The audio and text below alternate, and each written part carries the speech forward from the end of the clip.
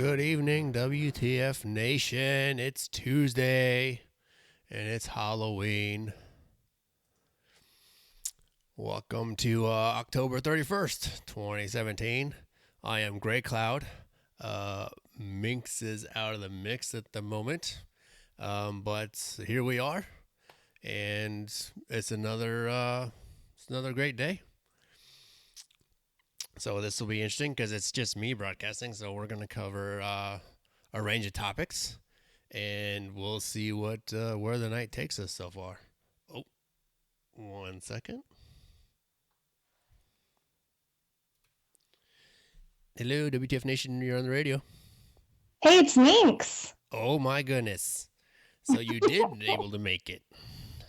I heard like a voice whisper in my ear saying, "Call now," Is and that like so? someone said my name, so I was like, "Yes." That's pretty convenient. That's all I'm gonna say. Hmm.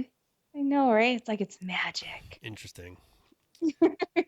So what are you up to on this Halloween? I think this is a hallowed day for you, Right? perhaps, maybe. It's for those of us in, like the witch area, like, and not just witches on Halloween, posers.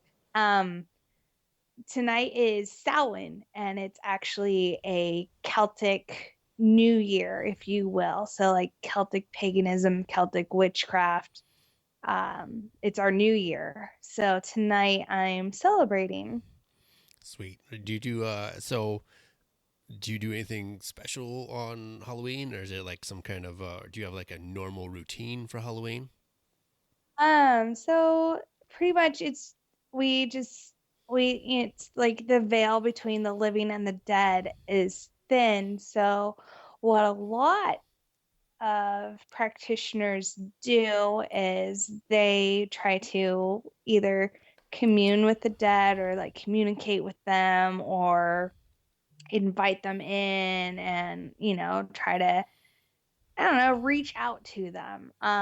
Me myself, I'm just going to do some reflection, and I'm going to call upon the three goddesses that I mainly um, use in my craft. So it'll be fun. It's fire and sage, which smells like marijuana, but it's sage. Uh, Sage. I'll air quote that for you. yeah, fuck off. It's sage. Mm-hmm. Good But thing. yes, those are my plans for tonight. I know a lot of people are like, oh, witches, they sacrifice people. We don't, though. We're like sacrifice animals. No, again, we don't. Well, if you're gonna Can't. sacrifice it, turn it into a rotisserie chicken or something like that, I right? mean, tomato a dildo, but we do dance around fires naked sometimes. If like a big group of us get together, Define a big it's group. uh Are we talking like three or four? Are we talking like 10? I mean, which whatever. It happens. I don't know what to tell you. It's just nudity is not frowned upon. What? So Hmm. it's a very freeing religion or spirituality, if you will. Freeing. That's an interesting Mm, way to put it. yeah. Nudity is not frowned upon. Sex isn't frowned upon. Oh, there's a whole festival actually dedicated to that. Well, I wouldn't say it's a festival, but um, like one of our holidays, what is it, Beltane, that it's about rebirth of spring, and it's like the fertile time of the land and everything. Well, what comes along with, like, what do you think of when you think of fertility? You think of bunnies and eggs. What happens around that time? Oh, the Christian holiday of Easter, you say, which somehow adopted bunnies and eggs, even though those are quite literally fertility symbols. Mm. Fuck it, right? So Dale, I'm going to slaughter the last name, Stiper, in Facebook Live here says Pixar didn't happen. I'm thinking he's referring to your dancing naked around the fire. Mm, Right? Nobody wants to see that. I'll blind you. I'm pale as shit. what? No, nobody wants to see my ass naked. Mm-mm. Uh, so But other than no, that, the moon's gorgeous tonight. I'm not in Texas right now. oh, I'm traveling. Yeah. what kind of mileage does your broom get? Oh, dude, my room's awesome. Is it I'm actually is it the in Nimbus the 2000? what? Is it a Nimbus 2000? Bitch, it's a firebolt. Get it right. No, Uh, I'm somewhere in the Atlantic Northeast. So I'm somewhere between like, the lower part of Virginia and New York. uh, mm, that's kind of broad. I know. I don't want stalkers to come and find me. Oh, if I known you're gonna be out here, we should have tried to freaking got together for coffee at least. Jesus, that'd have been nice to know. What the shit? Well, I wasn't gonna be in your area, so it wasn't like I know for sure I'm not in your area, What you so why so get your hopes you up? said Southern Virginia to New York. Holy Well, cow! yeah. that's that's like any of those directions are usually a 4 hour drive. I'm just Oh, is saying. it? Yeah. Oh yeah. So Oh, well, I don't. I'm used to Texas where it takes all goddamn day to get anywhere. I don't know.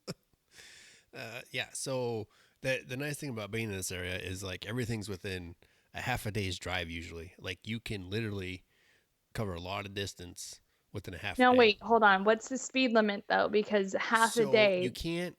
you cannot use speed limit and mileage to determine how far you are going in You this area. can though, because okay, You no, because Texas, cannot. no, Hooker, Texas speed limits are like 80. That's great.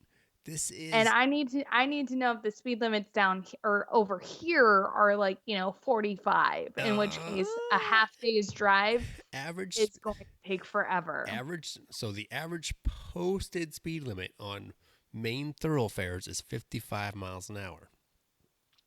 You on the freeway? Yeah, average. That's Ew. that's on the Beltway mostly and whatnot. Outside the MDW, um, That's or the disgusting. metropolitan, I'm it sorry, gets up but to some places gets up to 70. Some mostly ooh, 65. Yeah. Um, dangerous. but it's not so much the speed. It's not so much the speed limit you have to deal with. It's all the excess traffic you have to deal with. I was gonna say I have been seeing a lot of lights. Like it literally looks like, arteries up here on my broom, like looking down, especially at night. Cause like I don't know if anyone knows me or not, but I like to travel. So, I'll fucking pick up and go wherever the fuck I want because, I'm a strong, independent woman who don't need no man. Just kidding. But yeah, no, so I'll just pick up and go. And Okay, I miss my nice. dogs though. Oh, I can't even imagine your three little terrors that you're missing, who Oh my interrupt you God. constantly on the show. I miss them so much. Oh, it's so bad. I miss them Oh, so much. It's ridiculous. Like Ghost has been texting me today. And he actually um he was like, "How much do you want for Zeus?" And I told him to like pretty much go off himself. I was like, wow. "No, Zeus is mine. Like, I'll kill you." Oh, did you play the disclaimer? Uh, uh, those opinions of the guests are not the opinions of WTF Nation Radio or its affiliates. They are solely those who are speaking them. Close enough? Yeah. Oh my God, close enough. But no, like I'm not really gonna kill him. But I may have threatened his life. Like if he tries to take my dog, he will end up a missing person. Okay. Well, that's good to know. I'm pretty Mm, sure the nation can round up some bail money. my right. That's Oh, my dog. oh. So Spanking Cause noticed the change. Oh yeah, you can't see. mm, Oh, ah, wait, what? Wait, what change? don't worry about it. No, Uh, mm, what change? uh, I may have lost a beard in a fight. Gray Cloud. Mm-hmm. Your face is gonna get so cold. I tell you what, that first day after I did it, it was a little chilly. I'm not gonna lie, it was But you should, it's a little but chilly. why did you shave that beard? I kind of needed a change. There might have been an interview involved, prompting that. Oh. Yeah, so wanna be sure I look the part if that interview comes. Oh, that Um, whole professional. yeah, yeah. Although it's thrown everybody off, that's for sure. School, Damn it. work, I'm yeah, gonna have to I'm gonna have to snoop now. yeah. I'm sure you can I find don't it. Facebook stalk you, This so is well, I this is don't good. know. There's some weird stuff on my Facebook sometimes. Ugh. Um, no spanky, no glitter beard pics. Right? Damn it. Spanky, come on. No, but Spanky's so right. We had such a good opportunity uh, and it's wasted. You need to regrow that beard now. we'll see. So Facebook Live, healing the human. Um, a little mellow. We haven't got into any serious topics. We're just kind of covering the holiday and seeing how the holiday, Halloween. It is a holiday. Okay, it is a holiday. Um, and then we'll see what happens from there because the night is young and we did get started a little late due to fucking technical whatchamacallits. Again, this I own the buttons tonight, so it's a little it's a little new for me still. So I'm still getting my feet wet, but we'll get fired up. Don't you worry about that because there's some good stories that are coming. Oh, Yeah. Oh man, should we roll into this already? do it. Oh, and Cuffs, if you're listening, forget you and your Chiefs.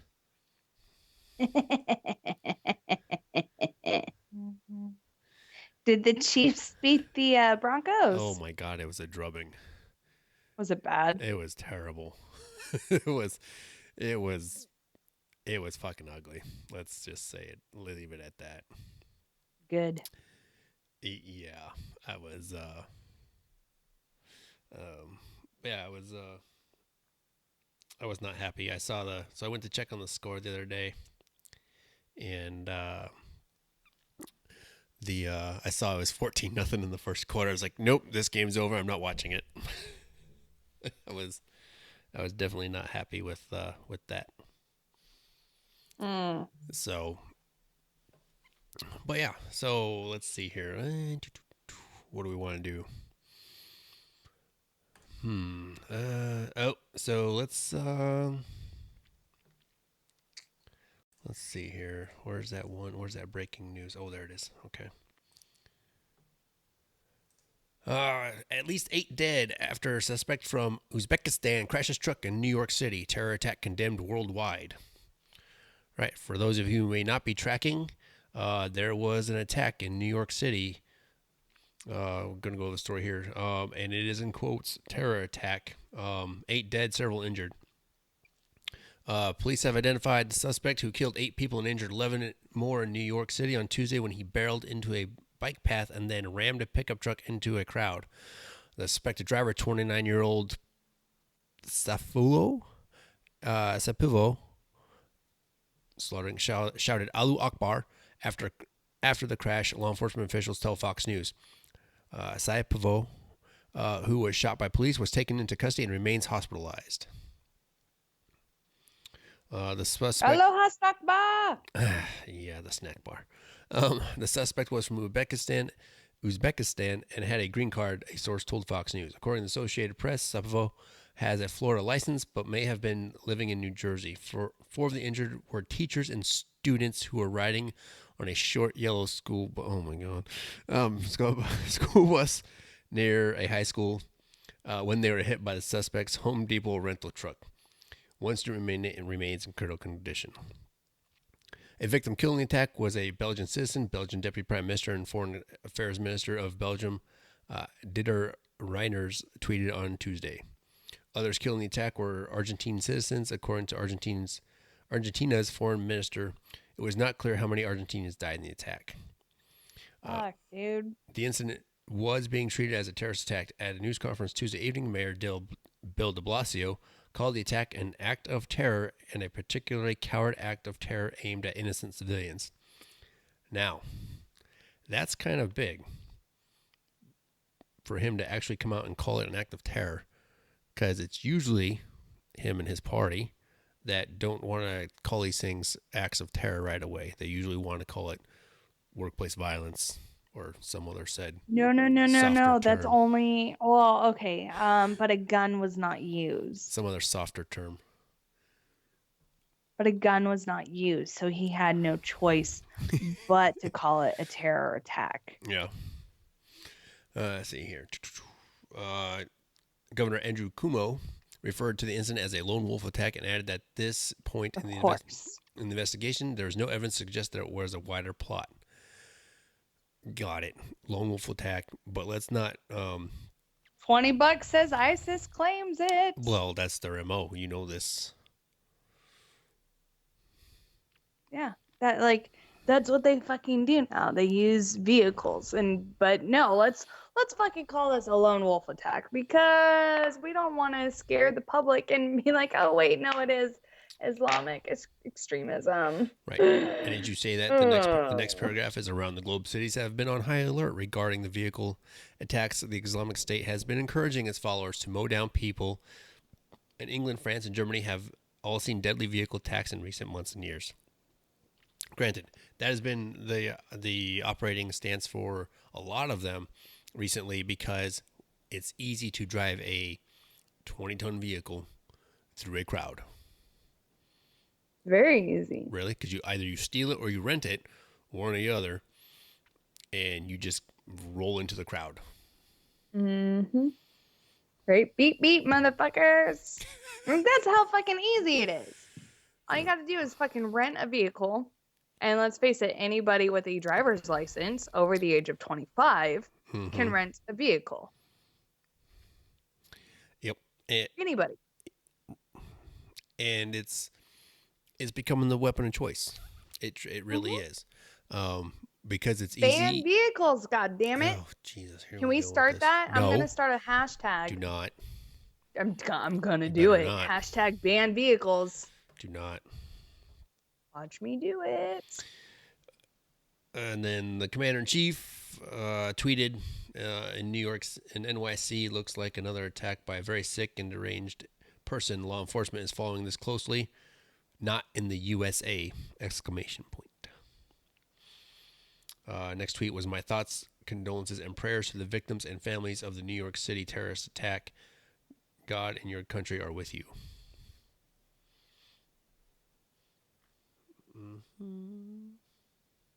And then last point, video of the attack provided to Fox News by a witness shows the accused suspect running through traffic on the West Side Highway, surrounded by police in the nearby area. Yeah, you're probably not going to make it out. Right. Despite the attack, the city's Halloween parade went on as planned, with police dramatically increasing presence, including personnel, blocker trucks, long guns, etc., according to Bill de Blasio's press secretary. Cuomo and de Blasio both attended the annual event. Good. So I bet all those anti-cop, anti-gun fuckers were happy to have the cops there. Like, oh wait, you do need them? I almost said another F word, but since we're broadcasting on Mixer, we're not allowed to say it because it's considered, I think, hate speech. Really? Oh, yeah, it rhymes with faggot. Okay. Oh, a cigarette in France.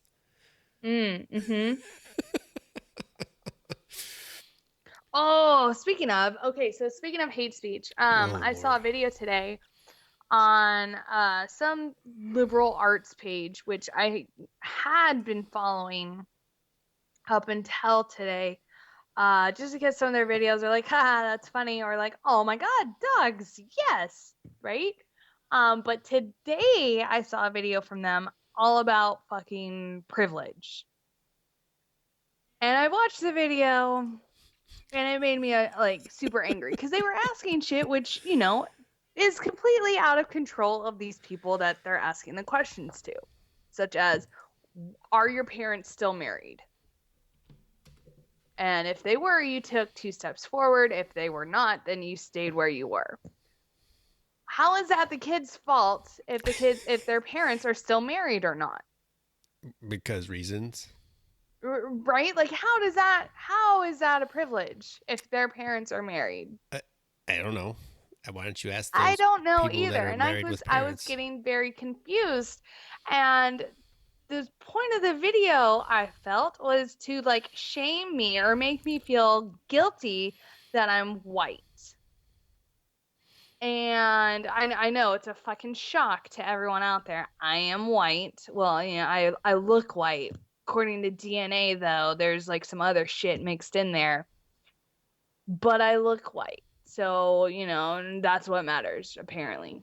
So, anyways, I flagged that video for hate speech today because I was like, if they were to fucking flip it around, it would get flagged for hate speech. So why can't it get flagged for hate speech like the way it is? So fuck you guys and your liberal pussy bullshit, Uh, faggots. um, cause calls you transparent. In fact, he goes on to specify translucent like a ghost. Yes, I am. Mm-hmm. Oh lordy. But yeah, so I saw that today and I was like, are you fucking kidding me? What was it? Like, if you never had to worry about like where your next meal was coming from, take 2 steps forward. It's like, what? That's yeah. Are you so if you don't have to worry about where your next goddamn meal is coming from, you must automatically have white privilege. And that's oh man, that whole fucking God, I know, right? a. Mm. God, I was getting so God angry. forbid. And then I read some of the comments, and a lot of them I was agreeing with. They're like, "Are you fucking kidding me with this bullshit?" And like a lot of them, they were saying shit that I was feeling and like thinking, and it's like I'm not gonna feel guilty because I'm white. Like it's not gonna happen. I'm not going to apologize for something I did not do. Right. And again, it kills me that uh Doc's and the mixer chat's got a good point. What is hate speech? And if you really really dig into it, right? Hate speech is anything that somebody else doesn't agree with and they don't have a counter argument for it. Hmm. So it's hate speech. So if you were to argue, you know, the preamble to the Constitution, well, that's hate speech, apparently. To some, somebody's got to go out there and think that the preamble to the Constitution is fucking hate speech. I You, mean, I, somehow. and I hate to say that, but I really think, Oh, feminists could do it because oh Lord, it all it says is men, like all men are created equal, and it doesn't say women. right, and Hate speech, boom. oh man, and and I hate to say this, but somewhere in that you are right because I know. Feminists are crazy. right because it doesn't say women, it's fucking sexist or non whatever, but it blows my mind because it's an all encompassing use of the word men, and that's what blows my mind about it. Doc probably towards the third hour. We'll probably take some calls in the third hour. Depends on how I'm feeling and how fired up I am. Who knows? Maybe I'll just burn the whole place down. We'll see. If you do it, I'm gonna come after you. Oh, I'm sorry. I'll mute you. Let me turn this around now. Shit. Don't be mean. Mm-hmm, mm-hmm. Dick. All right. So again, that now that you got that fired up, it's just all this shit that's going on. And I heard, fucking a, Mm. the quarterback that shall not be named got brought up today. Oh. Yeah. Um, so, and all this stuff that's going on in the NFL, it just blows my mind, and I really don't want to get into it right now. But Do it. but one of the conversations I was listening to and kind of thinking about, I was waiting for them to run this way with it, is that so if you're not tracking or you're living under a rock, Joey Garoppolo, the backup quarterback to Tom Brady, was traded Yes. for a sec Yeah. was was traded for a second round Woo! pick to the 49ers Fuck yeah, he was. without any type of contract being put in place. Right? So that's So, weird. yeah, so the 49ers are so some of the thought process behind it is uh you know, maybe he'll get franchise tags by the Niners depending on how he plays and blah blah blah. And it got brought up, well, who's going to back up Tom Brady now, right? Everybody's, and somebody threw it out there, and I saw it in a comment or some shit. Oh, well, they should go get Kaepernick. He can play. Blah blah blah blah blah. It's like, yeah, you know what? There's one thing that Belichick doesn't like, and that's a fucking circus at his fucking shit. Yeah, so that's a no. And he would is not going to allow that kind of shit to happen under his watch.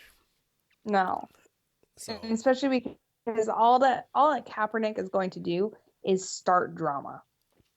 probably well And, now and Belichick does not put up with fucking drama from his team. right, and what I would That's fear that is the only redeeming quality about the entire Patriots franchise that there is. now. That's the only one.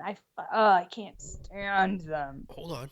Now, what the other thing I think though is so he won't he won't stand for the drama, right? Okay, Hmm. which was really amazing that when they brought um, Tebow on to the practice squad for a little while, a couple years back. Um, but the drama didn't the regular circus that followed Tebow for the longest time didn't come to New England, right? Because I think Belichick fucking squashed it. And had they kept Tebow on the fucking squad, I think Belichick would have flat out squashed it. Like, this shit is not happening. So the issue is, I think had they, if they were to bring in Colin Kaepernick, right, it would probably be laid out very clearly in front of him, like, this is the expectations for you to be on the team. We are offering you a slot as the backup to Tom Brady. XYZ are your expectations. Okay, so I don't think it would be Colin Kaepernick bringing the drama. I think the media and the circus that surrounds it already, and him would constitute the issue. Does that make sense? Yeah. Because I Yeah. I truly believe that Colin Kaepernick wants to actually play, Wait, and what? I truly believe that Colin Kaepernick wants to play in the NFL. Like, he still wants to play and contribute to a team's success in one way, shape, or form. The problem is the all the stuff that he's already generated and the stuff that surrounds all this stuff in the NFL already is there and just can't be turned off. Right? True. So until everything were to die down,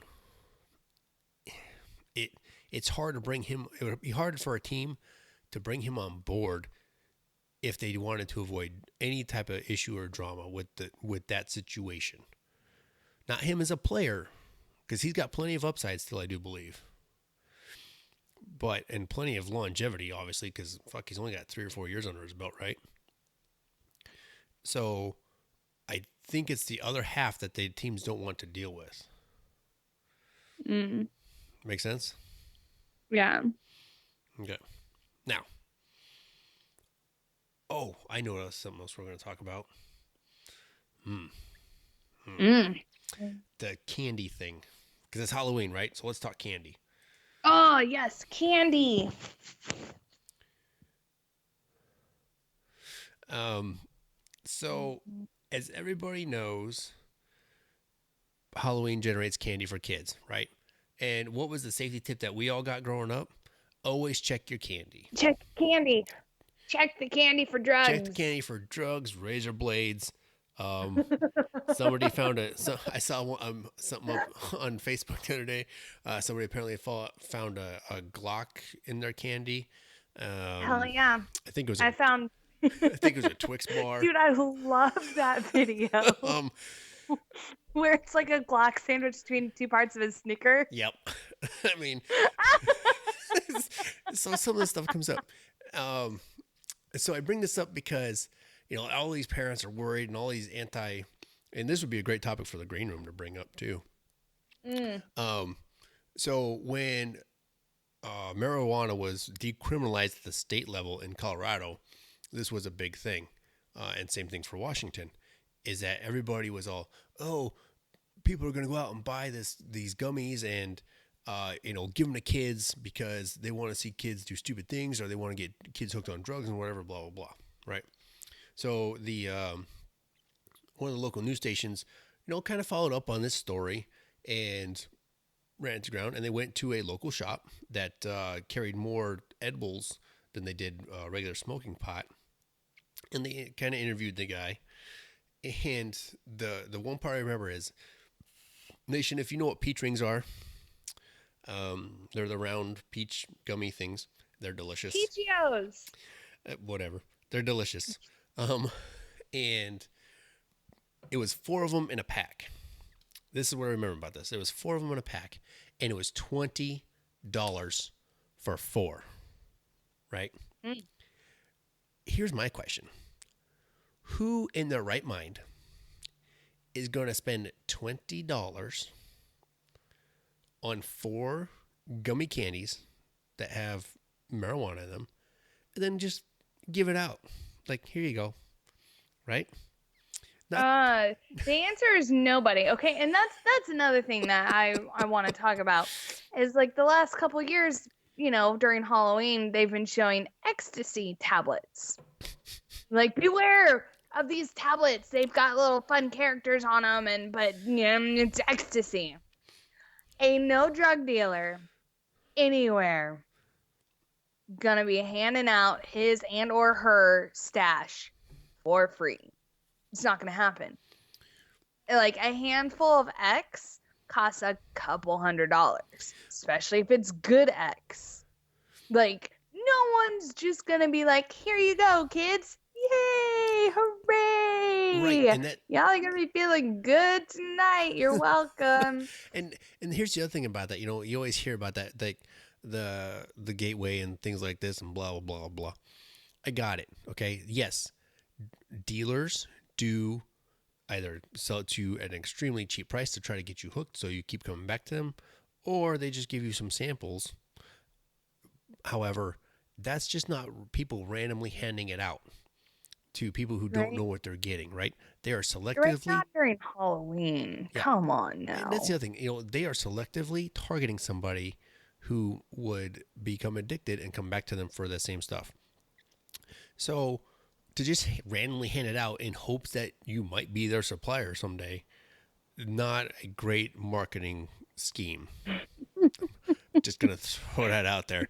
That's Right. that's bad marketing, because there's no there's no there's no business card. There's no Right, way exactly. Like, to recontact the dealer. how are they gonna know to come back to you? And that's the other thing about that, and they got it. Now, that's not to say there are some fucked up shitheads out there who want to do bad things and harm people. That's not what I'm saying. What I'm saying is, for people to go buy marijuana gummies or candies or whatever it is, and then just give it away to kids, No one's doing that. probably not going to happen. Same with anyone with fucking X. It's not gonna happen. Yeah. Like, Again, it's just not. Drug dealers want their goddamn money, yes. and they're not just gonna hand out their product for free. No, they're not. No. Not gonna happen. And no drug addict is going to like spend hundreds of dollars on product just to hand it out for free and not use it themselves. Yep. Not gonna happen. Uh, It's just not. let's But see. check all that candy for thumbtacks and Yeah, shit, or and you know, Glocks. something. I don't know, sewing needles. Sewing needle. Yeah. No, yeah, I got it. There's again, that's not to say there's not bad people who want to do bad things. There are fucked up people out there who want to do that. However, yeah. Anyway, just be smart and vigilant, and the rest will take care of itself. Let's see here. Oh, Healing in the Human wants to know if AAA's gotten to you yet. No, I don't need AAA. Okay. Let's see here. The NFL is killing itself. Healing the Human. Can you expand upon that a little bit? She's usually got good comments in there. Mm-hmm.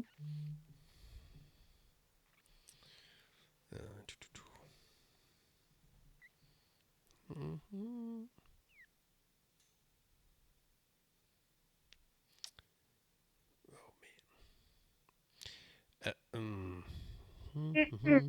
Trying to catch up on some Facebook Live comments. Sorry. Said he was from Tampa. Oh, that's okay. You're from Tampa. I don't know. No, we're talking about that. Oh God. Mm. Oh, there's Duke saying ban rental vehicles. ban. Yes, no. Start that hashtag up. We're gonna. He did. He started hashtag ban rental Yes. vehicles. That's awesome. Yes. Oh my God. Yes. that's pretty good. And then he went ban vehicles. Yep. Oh, so do you think Home Depot stock took a hit today? Ooh. No, I don't. Oh, I bet you they're gonna look twice at people coming to, coming to rent trucks. Right? Oh, but no, they can't do that because that's racially profiling, and that's wrong. I don't care. I don't either. I think it's funny, and I think racially profiling is a good thing considering, statistics, but whatever, shenanigans. Oh, there's Spanky just dumped it in a freaking FPL too. Oh my God. Oh, what'd you do? She shared the same hashtag ban rental vehicles. Yes. Oh my God. Hell yeah, look at what I started. I'm a trendsetter. Well, let's not get ahead of ourselves. Right. No need to be rude, I didn't say anything. dick. Maybe a little bit.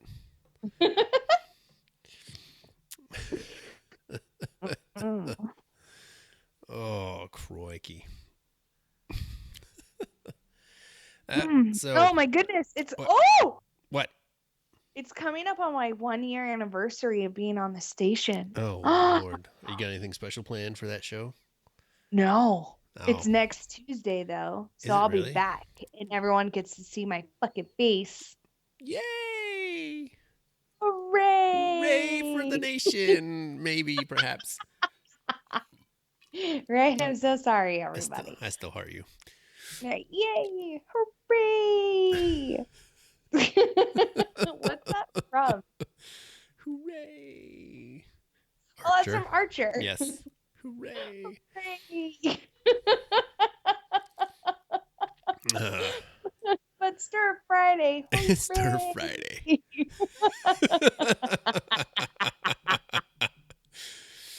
Oh my God. No, okay. So yeah, no, next Tuesday I will have been broadcasting for a year. Well, not like broadcasting by myself, but like my 1 year anniversary with the station is next Tuesday. That's pretty awesome. Right? Yeah. I submitted, oh my God, it was so bad. I was hammered when I submitted my application. And oh my God, it was so bad. So bad. They were like, why should you be hired? And I was like, because I'm Minx and I'm awesome. Fuck yeah. Oh my God. I don't know why. they took that fucking application seriously. They probably saw and they were like, this fucking dumbass. And here I am a year later. Yep. Oh George god. Ortiz in the Facebook Live will probably be taking calls in the third hour. We'll put the number, make sure the number gets out there again.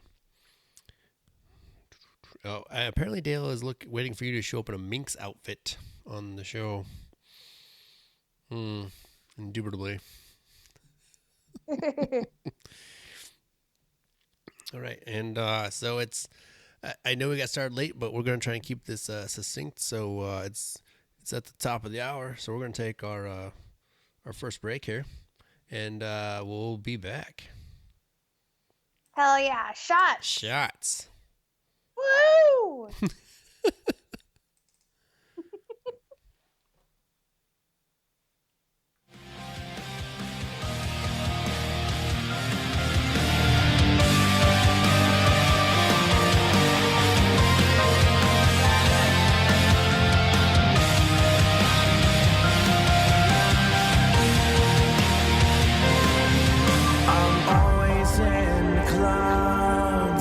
Looking up and fading out, cirrus shapes I found blow me away.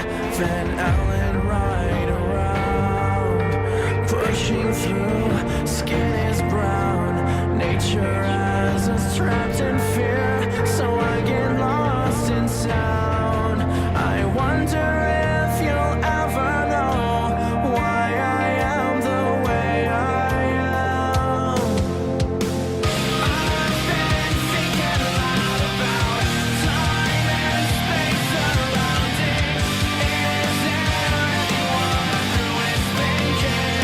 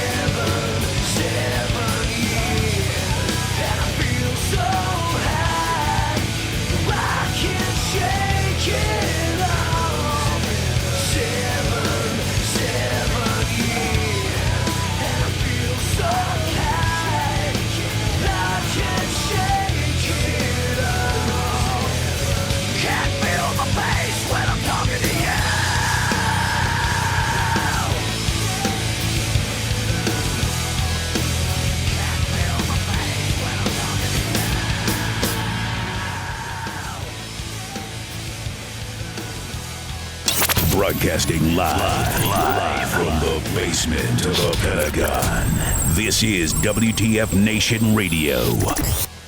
Broadcasting live. And we are back, Nation. Welcome to hour 2 of WTF Nation Radio on Tuesday nights with me, Gray Cloud. And Minx is out doing her thing at the moment, so she might come back and join us later.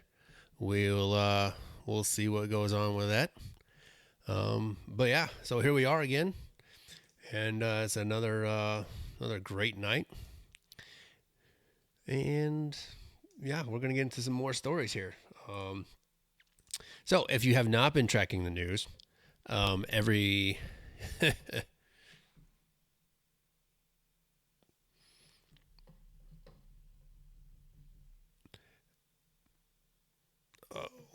no audio.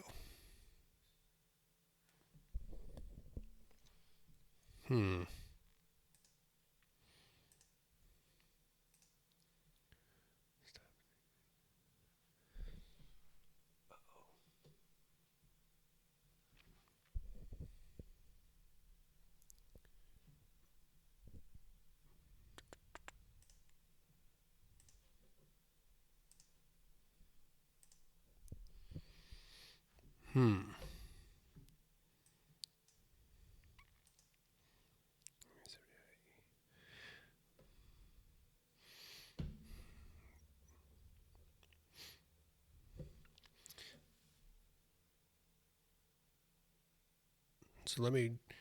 sorry about the nation. I thought we were having some technical difficulties here. So have you not been tracking the news? The everybody's a favorite, let's call him individual, has been going through his sentencing phase, and on, let's see, what was this? Was this Monday? Yep, this was Monday.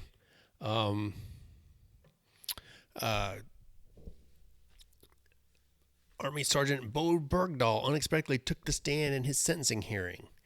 So I'm going to go through this story, and I would like to see some of your comments on Mixer, in the Mixer chat and in Facebook Live chat, and I'll try to keep an eye on both here.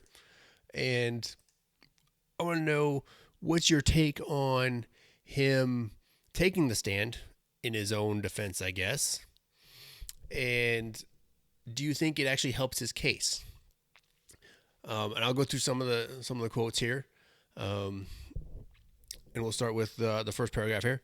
I would like everyone who searched for me to know it was never my intention for anyone to be hurt, and I never expected that to happen, he said during the hearing at Fort Bragg in North Carolina. My words alone can't take away their pain. Well, no shit. No shit, your words can't take away their fucking pain. I mean, what did you expect to happen? Did you expect people to not come looking for you? Did you actually think you would make it to the next base?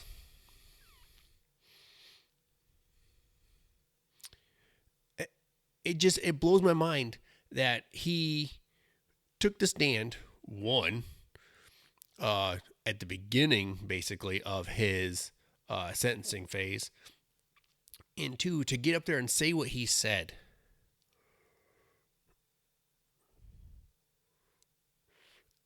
It's a slap in the face to those who sacrificed to go find him, who were a part of those search teams.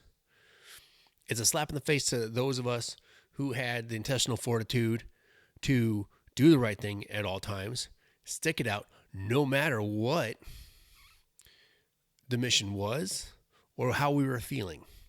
There are resources for us. There will always be resources for us. And when the resources don't seem to be coming through, you have a network of brothers and sisters who will help you find the right resources. So for him to say, oh, whatever, fuck him, all right? Fuck him and fuck his testimony, because he knew exactly what he was fucking getting into. Ooh, Doc, that's a good question. I don't know if he's allowed that ribbon at the moment. Yeah, that's a good question, Doc. Let me throw that question over to somebody who's more knowledgeable about these things than I, and I'll see if I can't have an answer here by the end of the hour.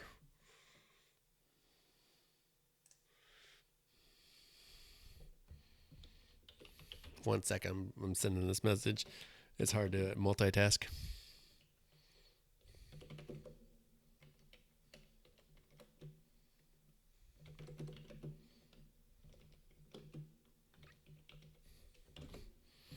All right, that question is sent, Doc, and hopefully I'll have an answer for you here shortly.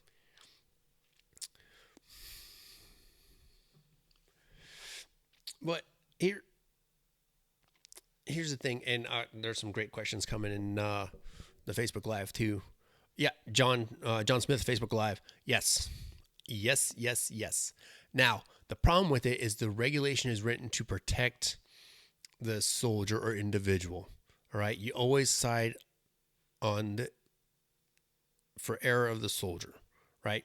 So therefore, even though he didn't go to a promotion board, he would have made those ranks at those timestamps in his career, and we'll air quote career. And so he was promoted while he was being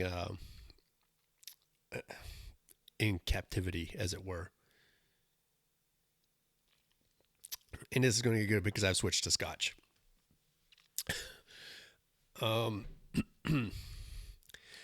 So it's, man, it's just fucking amazes me that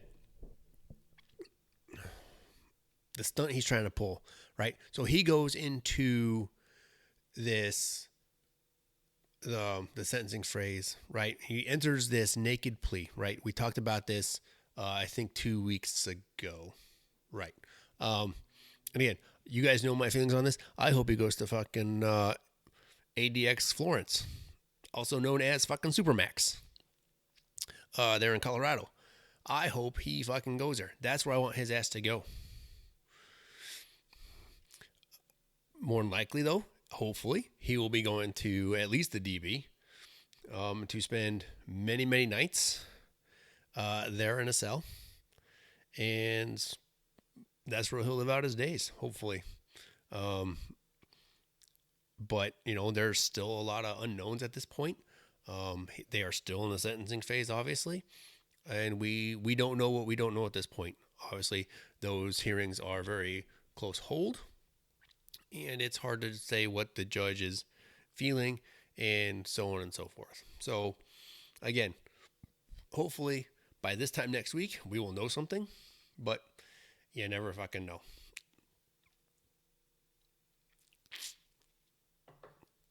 So on that note, yeah, so we wait on that one. Oh, God, what a shitbag. Let's see here. As you guys know, a lot of the witnesses have been called. There's been some really heart-wrenching testimony according to the article. Here we go. So the judge in the sentencing hearing, Army Colonel Jeffrey Nance, also ruled Monday that President Trump's scathing criticism of Bergdahl won't prevent the soldier from receiving a fair sentence. Nance said the court has not been directly affected by Trump's remarks, nor would the comments cause a reasonable member of the public to have doubts about the fairness of the military justice system. He had to consider both questions in deciding on whether actual or apparent unlawful command influence was interfering in the case, i.e., we're going to hammer you. Buikcha. And if you guys, again, did not follow the election cycle, and at the time, candidate Trump and what he said, I've got it, a little snippet here. The then Republican nominee Trump repeatedly called Bergdahl a traitor on the campaign trail and suggested that he be shot or thrown from a plane without a parachute. Trump revived those comments when Bergdahl pleaded guilty on October 16th by saying at a news conference that he thinks people are aware of what he said before. Now, those words are very carefully crafted, because all he did was remind people that, yes, he might have said something, and two, he did not come out and re-say what he had previously said. Why? Because then it might go to look like command influence as the commander-in-chief. Had he repeated those words or that exact sentiment by saying that, you guys know what I've said before, it kind of gives him a little bit of leeway, and it does not look like he's trying to influence anybody in the command structure that has the sentencing authority over the case. Nance did say he would keep Trump's comments in mind as he weighs other factors that will go into his sentencing decision. The hearing is expected to last several more days. Okay, that means a week-ish.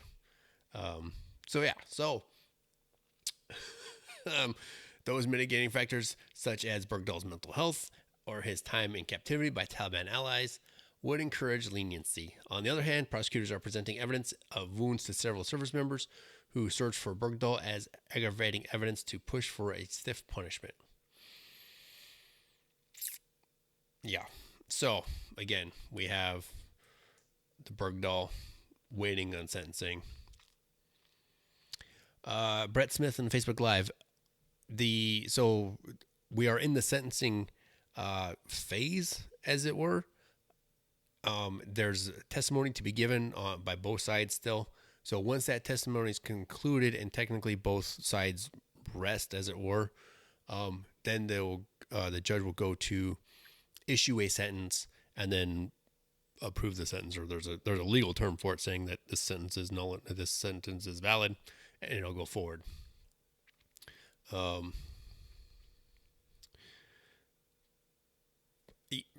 Joe Smith, yes. If you're referring to the commander in chief, he was probably coached on how to approach replying to that remark had it gotten brought up to him. So, yeah.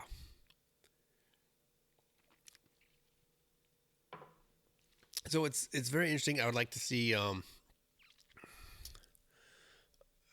would like to see.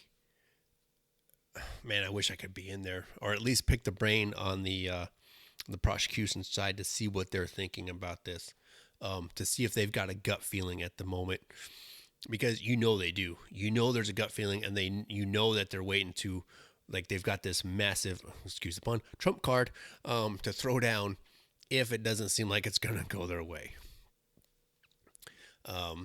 So you would hope that that's coming, and it would be great to be a part of that panel just to hear what their plan is to make sure that old boy goes behind the bars.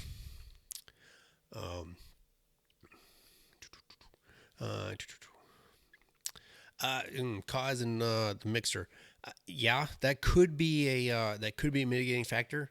But again, we don't know what we don't know right now.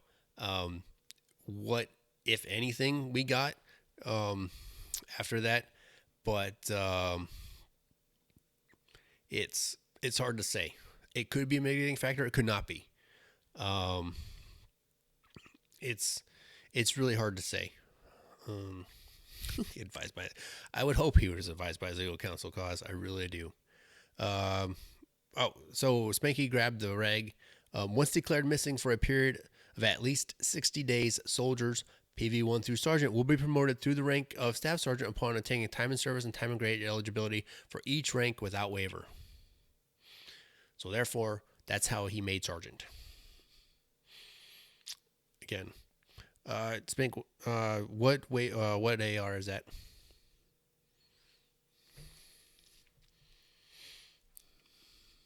That way people can go look it up if they want to. Ooh, death by hanging. Not sure when the last time we hung somebody. Anybody want to pull that and drop it in one of the lives, one of the chats for me?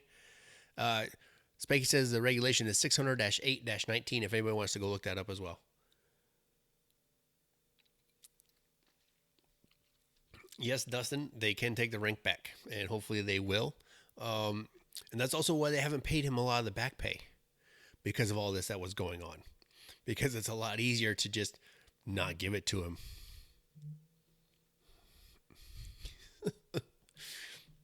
All right, let me see if I can find another article for us to mess around in. It's a little interesting. It's a little different transitioning on your own because it doesn't flow as well usually. Again, if you have been living under a rock today, hundreds presumed dead after North Korea's nuclear test site collapses. Apparently, one of the tunnels where they have been conducting nuclear tests collapsed. See, I got the article here. Right. Japanese media outlets are reporting that a catastrophe at the North Korean underground nuclear test site earlier this month, the mountain in which the rogue regime has been conducting nuclear tests, is believed to have caved in. Estimates say more than 100 people were killed in the collapse. That sucks a lot, actually.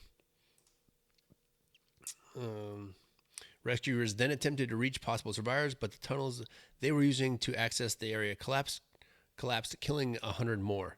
The collapse of the I'm not going to attempt to pronounce the name.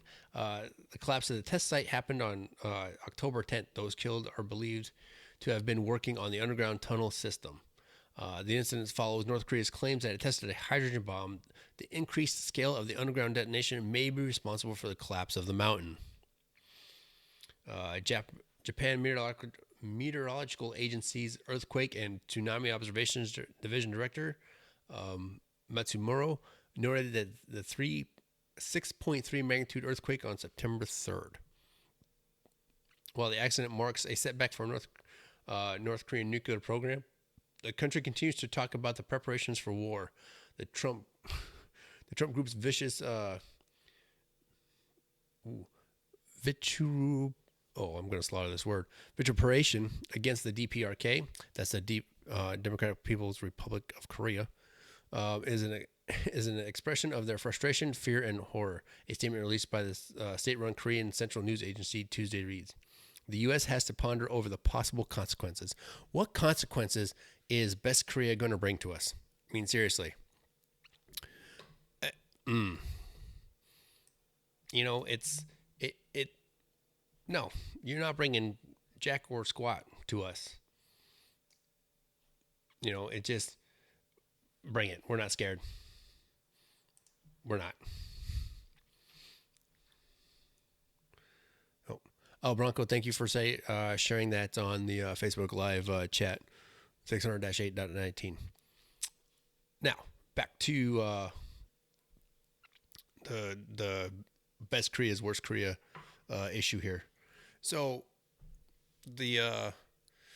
what are they going to do, right? So obviously their test facility has collapsed, and apparently it collapsed a while ago, and we're just now getting word of it. That would show you how locked down this regime is on their stuff, and it would also show you that there's some pretty interesting shenanigans happening over there if they want to try and do something.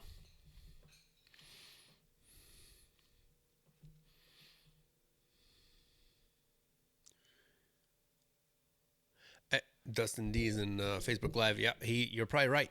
He probably wouldn't even slow down the R&D. He'll probably just try to find another site or try to dig out the current site and just shove it in there. Phrasing.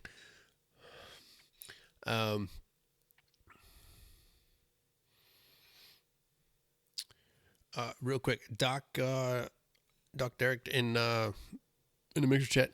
No, all the sentences I'm looking at look normal to me. I don't see any overlapping whatsoever.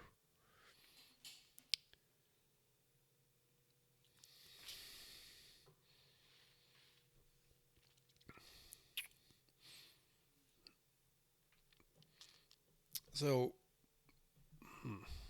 last thing Saddam Hussein. Oh man, Bronco on Facebook Live brings up the last hanging Saddam Hussein. Now, what's funny about that is they try to carry out this secret thing, right? And it wasn't so secret. The Iraqis had that spread all over YouTube, all over all these other channels. Man, that thing got out in a hurry off a cell phone video. Does anybody else remember that? I would hope I'm not the only one. Not to date myself or anything when that happened.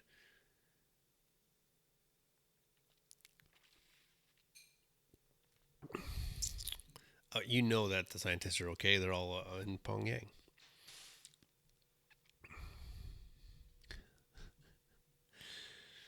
Oh.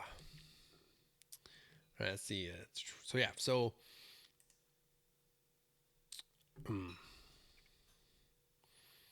right. So, continuing with the mountain itself, there's Mount Mantap, the location where 6 nuclear missile detonation tests were conducted, was showing what some have called tired mountain syndrome.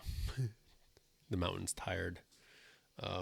Analyst Paul G. Richards, a seismologist at Columbia University, has noticed the 7,200-foot mountain has been shifting from all the nuclear detonation tests in recent months.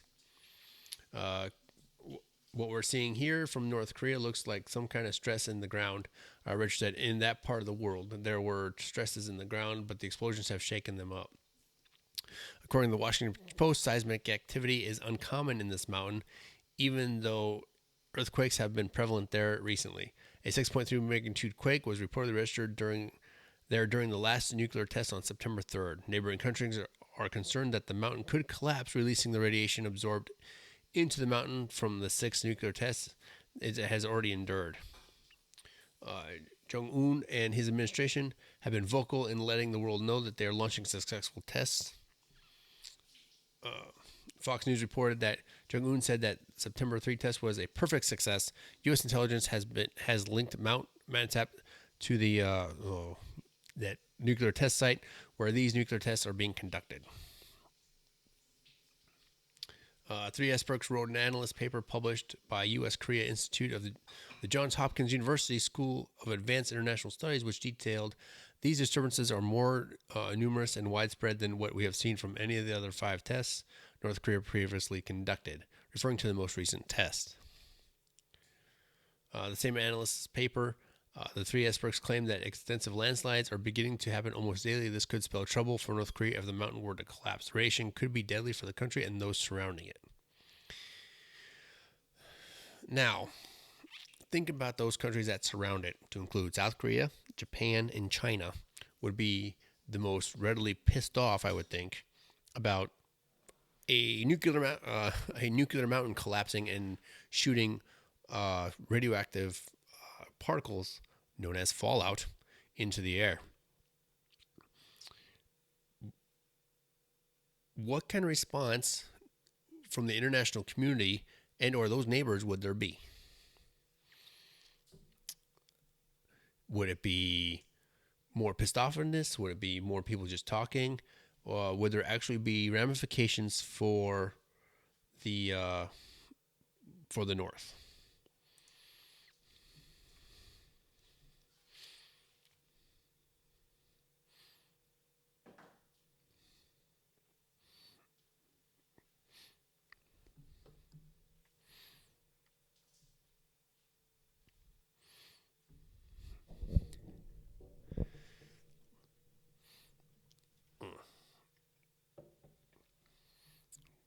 Doc, I'm using Safari and I'm having no issues, so it's probably you.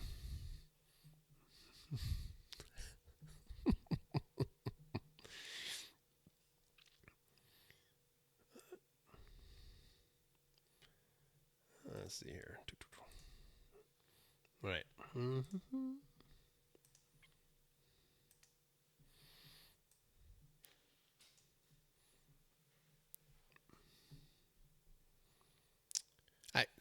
Cause that's a good point. It's hard to make them any more isolated. And good point. What other sanctions can we do? I mean, what else can be done that isn't already being done? I mean, seriously, we have already sanctioned the crap out of them. Their people are already starving. What else can we possibly do to deter them, or at least the regime, from going forward and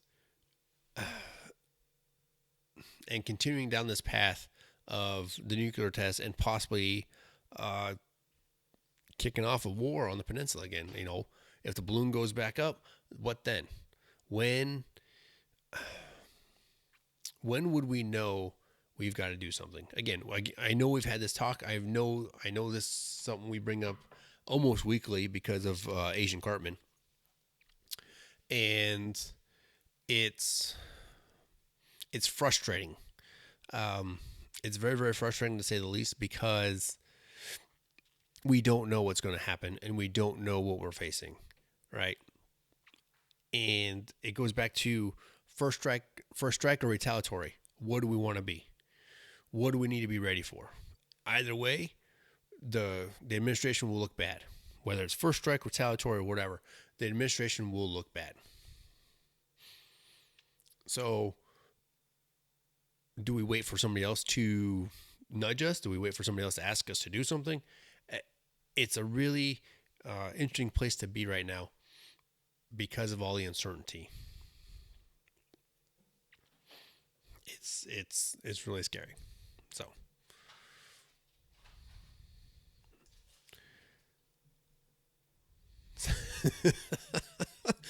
Dale Lab send them Hillary and Rosie O'Donnell. She's supposed to be going to Canada or something, right?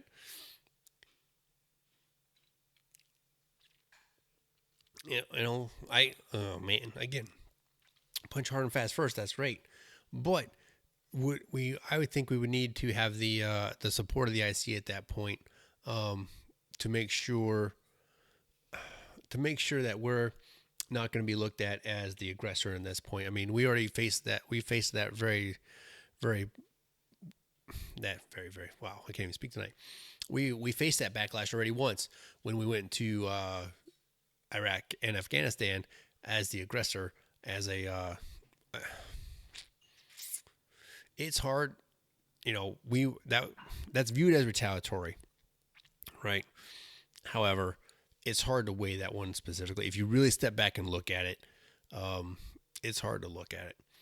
Now, cause, I agree, best case retaliatory, because they're depending on where their first strike is.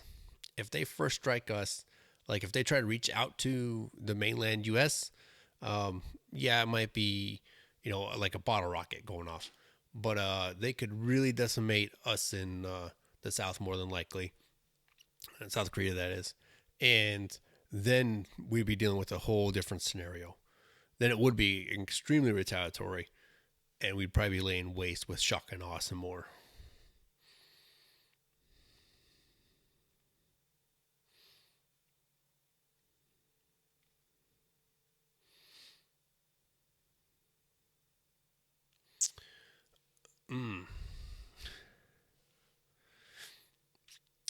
Well, Max, because everybody thinks they can take on the big dog.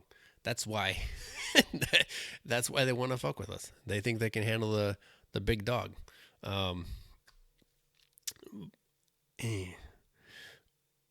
Would it be setting an example, Dale Labs? Would it be setting an example though if we went in there and like rolled them over again? I mean, haven't we done that plenty of times to other nations, to other issues, where we went in there, annihilated the enemy, and then what?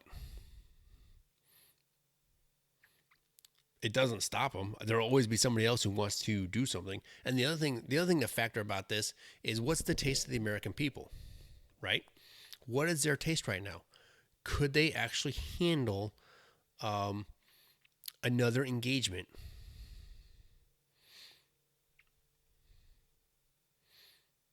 What if they don't support us? I mean, again, these are all things to weigh.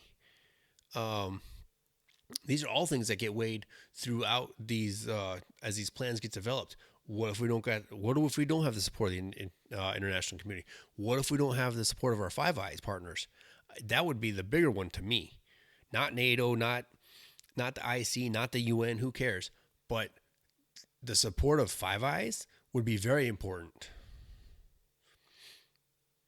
because those are our closest allies.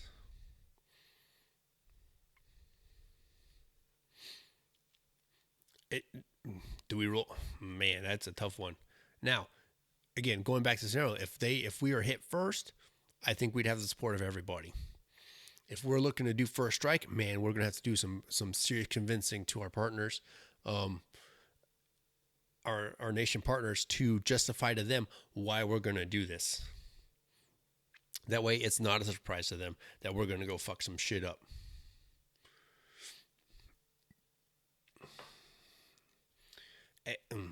It's a very, very interesting time over there on the peninsula, I think. And our guys that are there, I don't envy them one bit, because you never know. And we don't know what we don't know. And that's the scary part about this. It's one of those regimes where it's hard to keep tabs on, one, because of the way they are, and two, the leadership is that leadership is just strange. And I wouldn't. Yeah, good luck for our boys over there. That's all I'm going to say. And may their lead fly true and straight if need be. But all right, let's get on to another topic here. We've droned on about Asian Carmen for a long bit. Give me a second, Nation, to pull up an article here, because I want to talk about something serious that just happened yesterday. If it's because it's fresh in the mind.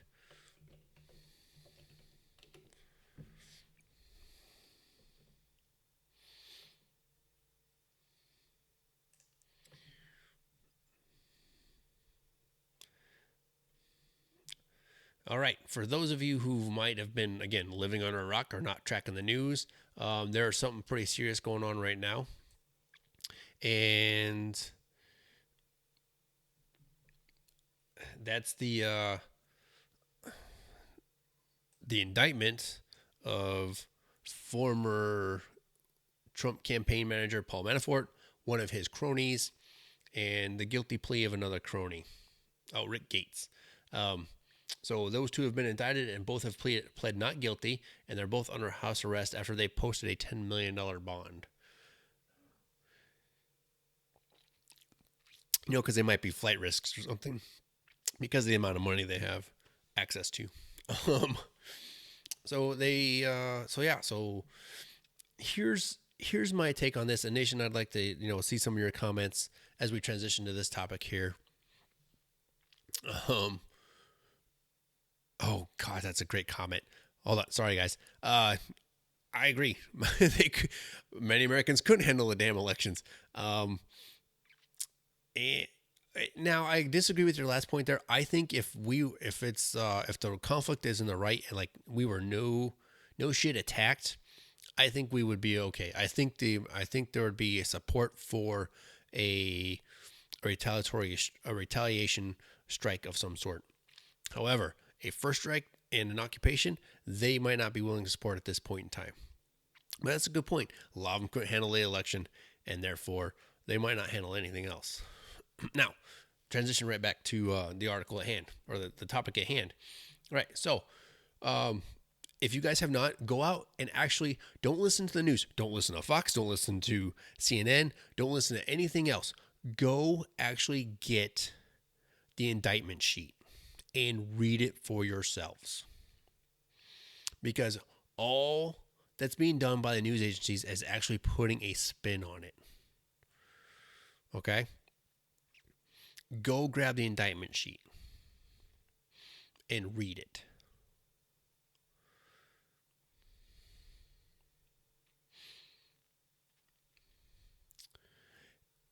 Because they have nothing to do with the election.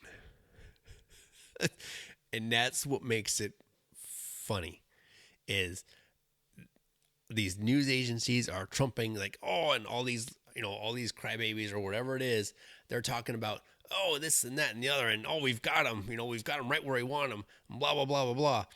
And yet the charges that they have and that he's been indicted on have nothing to do with the actual election cycle itself.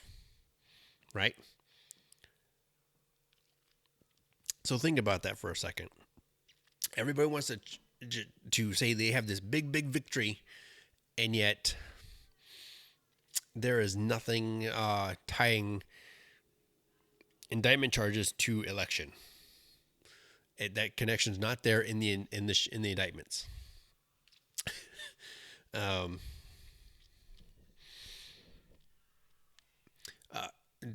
Dale Labs in Facebook Live. What do you mean by punks?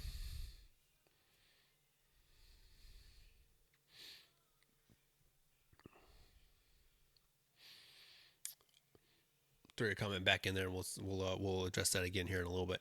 But yeah, so go actually get the charge sheet, right? Because all anybody's focusing on is that Paul Manafort was a former Trump campaign advisor, and that he's been indicted by the special investigator Mueller, right?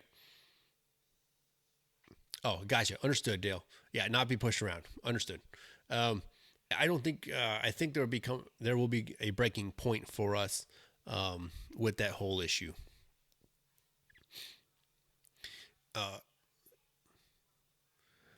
Thank you, Spanky, for dropping that in the mixer. Can you drop that in the FBL too? I'd appreciate it. But understood, Dale. That's a good point. But so back to the charges. So again, it goes back to that all anybody's focusing on, and again, I see this on my Facebook and whatnot, is that there it is. There's the conclusion. Blah blah blah blah. But yet, all they're relying on is what CNN is telling them, what what's that website or that site? 98, the other 98% or whatever the fuck the garbage is, right? All it is, they're not actually going and finding the charge sheet and reading it for themselves and educating themselves. They're letting other people tell them what it says and how it's tied to everything else. No, go read the damn charge sheet. You are Americans. Fucking read it and educate yourselves. Again, this goes back to my other pet peeve of the fucking whole election thing and everybody bitching about those that are in Washington voting for this or voting for that. Well, fuck, again, learn how your system works. Learn how to do the recall election. All right? Same thing. Go read it. Don't go to CNN. Don't go to Fox News. Hell, don't even go to BBC. Fucking go find the actual shit. It's out there. It gets published. Oh, fucking Dale Labs. No, just because it's... now all I can think of is that Land at Home. The internet does not lie.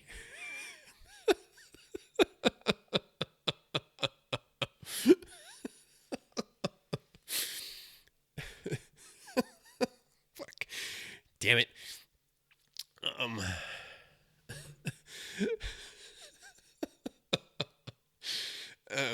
But no, go out there and educate yourself, guys.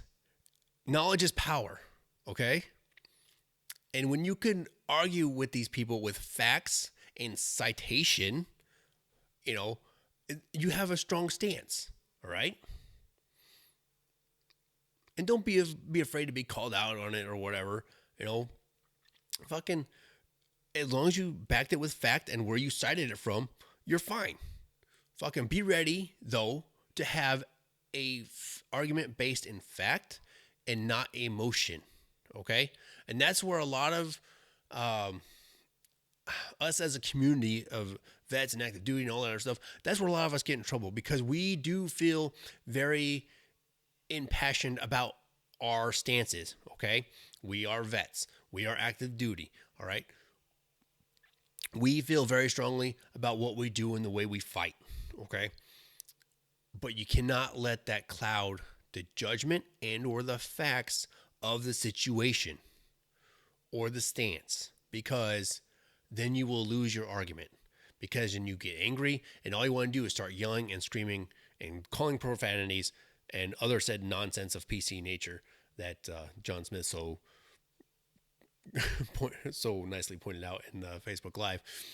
But if you have the facts and you can cite them, right, that's when you get them off their game.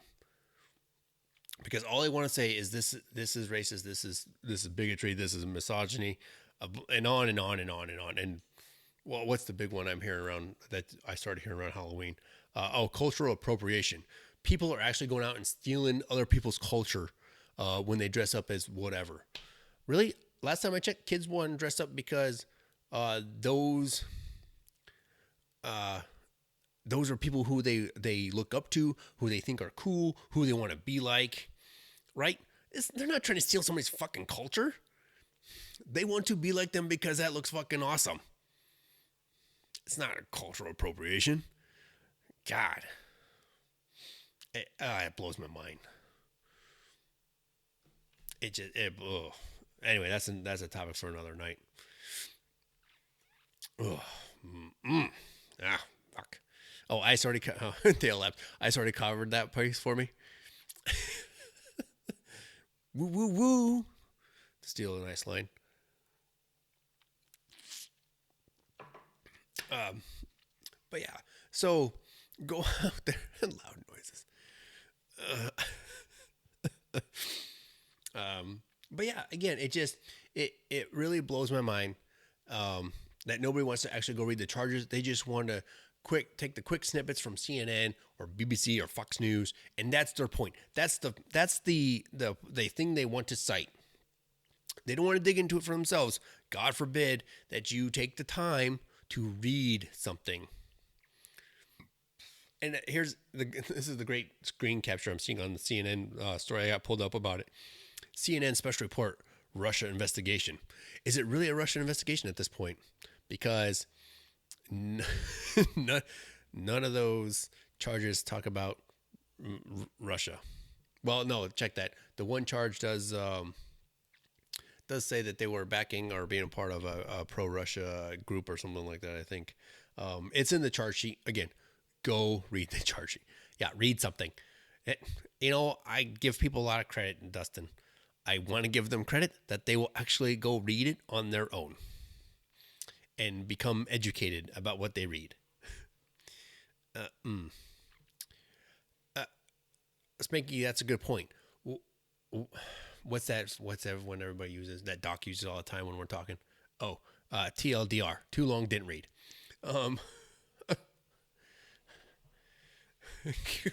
Collusion isn't a law that can be broken. Well, that's not what everybody thinks.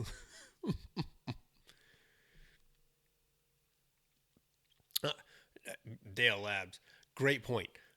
We don't, and that's what makes us great, and that's what makes what we do so awesome in the U.S. is that we do not have to agree with everybody else. But there are certain individuals who think that if you don't agree with them and you have a different stance, quote unquote, you are, let's see, pick a tagline: racist, bigot, misogynist. The list goes on of the slurs they want to throw at you because of you not agreeing with the way they see things, the way they want to look. It's just, oh my God, here we go. Blue is a good color. I'm just saying. I'm not to be biased or anything, but blue is an awesome color. But it blows my mind that that this is where it is. Everybody wants to rely on CNN. Everybody wants to rely on somebody else for their information, and I got it. And that was the original point of the news, is to bring us up to date on what's going on. Pink is not the best color, Spanky, so don't even start that garbage in Facebook Live. So it just really bothers me that that's where we've come to here, right? Nobody wants to listen to anything anymore. And they certainly don't want to do any legwork on their own. Ever. Yeah. Again, I mean, we could take a million examples of where this is going and the way it wants to be. And yeah, so fuck. Now I gotta pull up another story because this is gonna drive me nuts.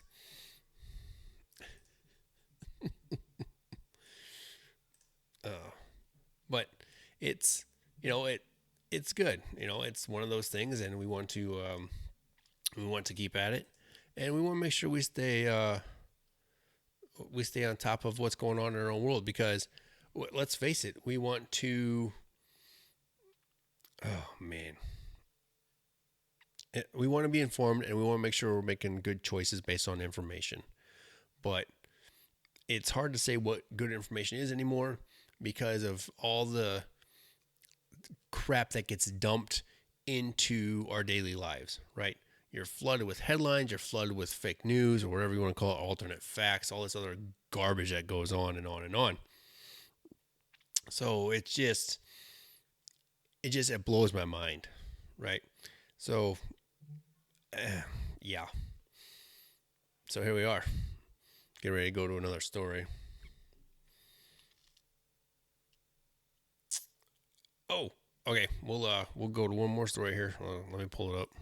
Let me do a quick Googling so we can pull it up here. Let's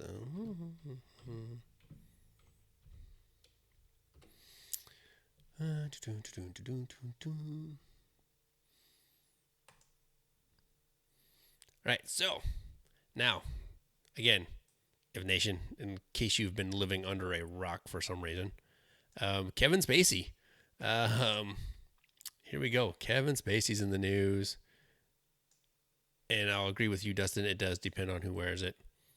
Because some colors make people look awesome. Some colors make look gross. Just saying. All right, so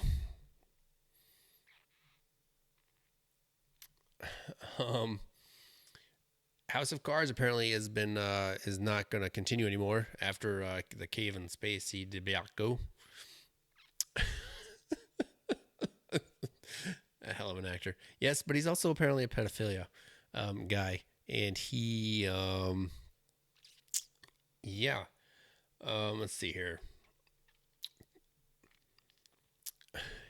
Let's see. So just so you get so the Daily Beast. Oh, great, got it. Not a great source.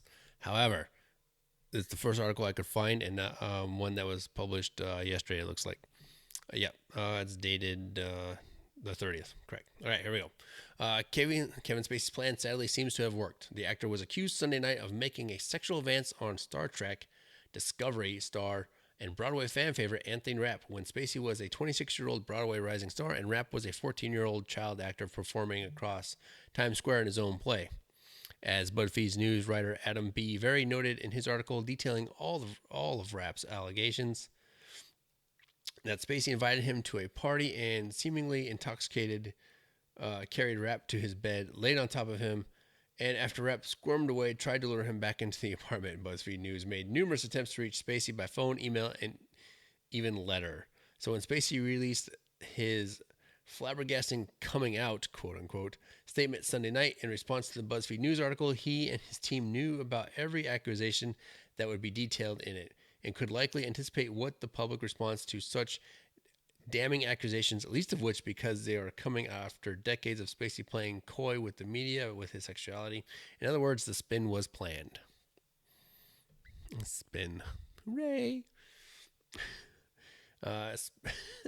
Spacey, in his response, claims not to remember the incident, says that if it happened, then he apologizes for deeply inappropriate drunken behavior and uses the occasion to clarify finally that he has chosen to live as a gay man. It is deeply upsetting to me as an out gay man to condemn another LGBT person coming out journey. But that is extremely advocating position that Spacey has put the community in with a statement that was not just problematic, but endangering to the process of the movement. In essence, Spacey did not just come out as gay, he came out as a forgetful drunk who can't remember if he sexually preys on minors. That's the understatement. He's not sure if he's just gay or if he's also preying on little boys.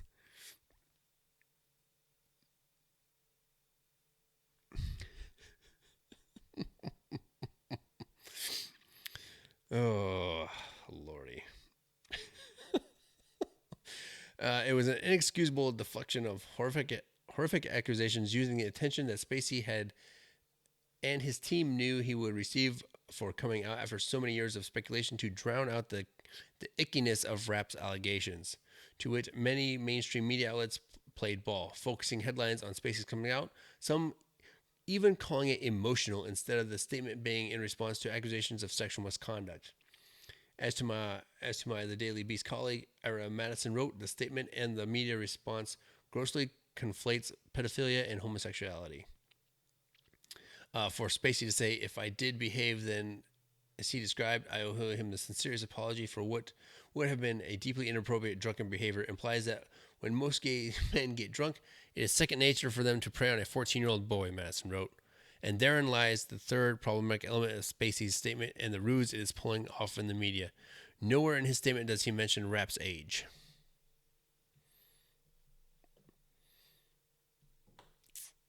So, and the article continues on for a good while about, everything having to do with this. So here's, oh man.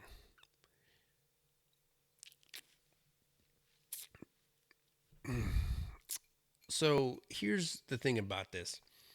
Why is it that Hollywood is so protective of its own when things like this happen? Why isn't CNN and or MSNBC or any of these other news stations whatsoever, hell, for Fox even for that matter, on this story?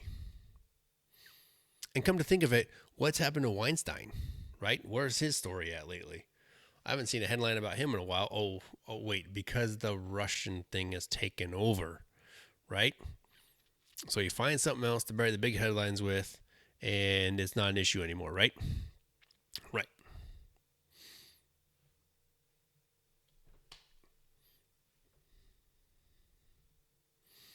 So,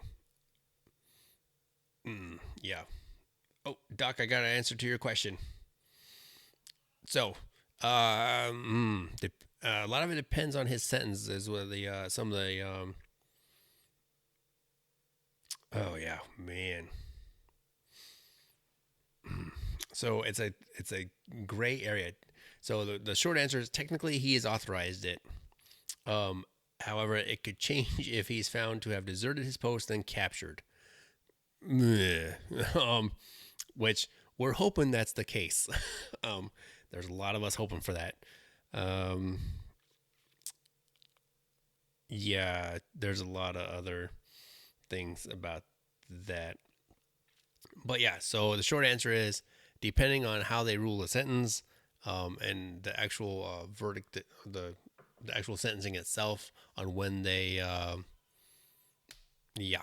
So it looks like he's technically authorized it as of right now. However, depending on when they sentence him and how they rule that sentence, could change that fact. But as of right now, technically he's authorized the POW medal. What's your question, Doc? I'm waiting.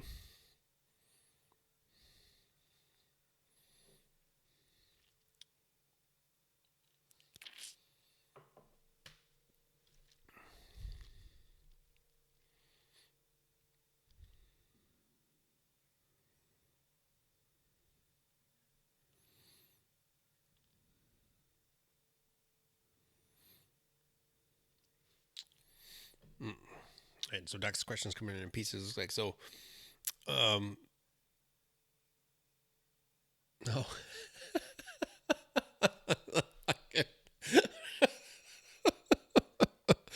Oh, that's funny.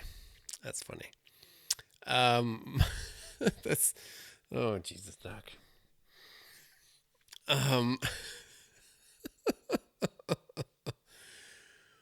Oh, open door policy. That's funny. So if you guys are not on the mixer, I don't have the full story in front of me, but yes, he was attempting to reach the next higher command headquarters or to another unit to try and report his current unit. That's how I understand it. Again, I don't have it in front of me, and I'm not not fully knowledgeable of all the details, but that's the gist of the story, that he says he was on his way to try and report some wrongdoings or some whatever about his fucking unit. And if that's the case, then yeah, so you wouldn't want to take that to your command, because if he's a part of the issue, that's not something you want to deal with. You want to deal with that outside of your command.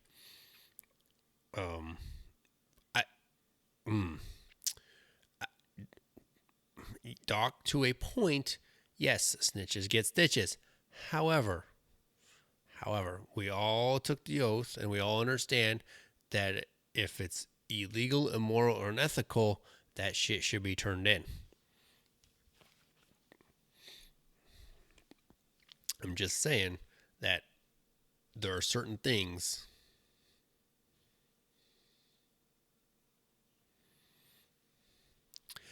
So open door policy is something a commander has to have.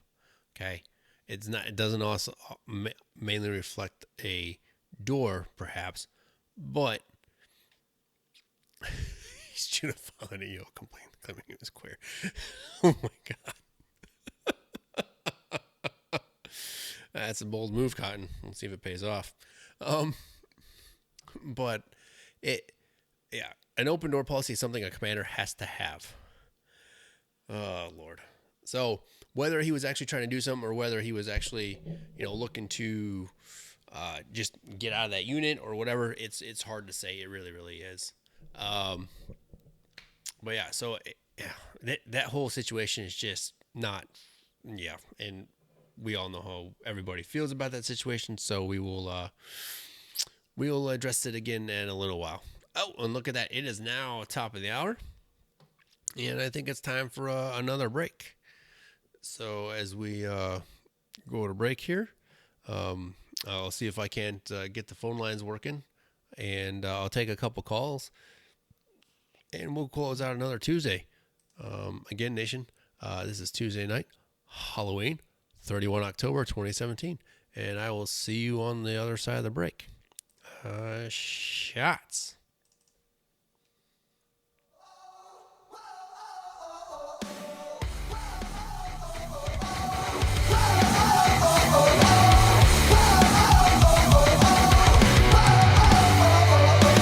It's Friday night and I'm feeling low, and you're the reason that I do so.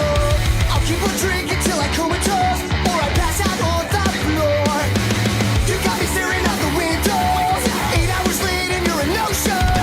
Where I'm from, that's called a no-go. I guess I should have known. I'm sleeping with one eye open, hoping you make it whole. You're always on my mind, but right here, right now, I'm better without you. I've had this for some time, but right now I know that I'm better on my own.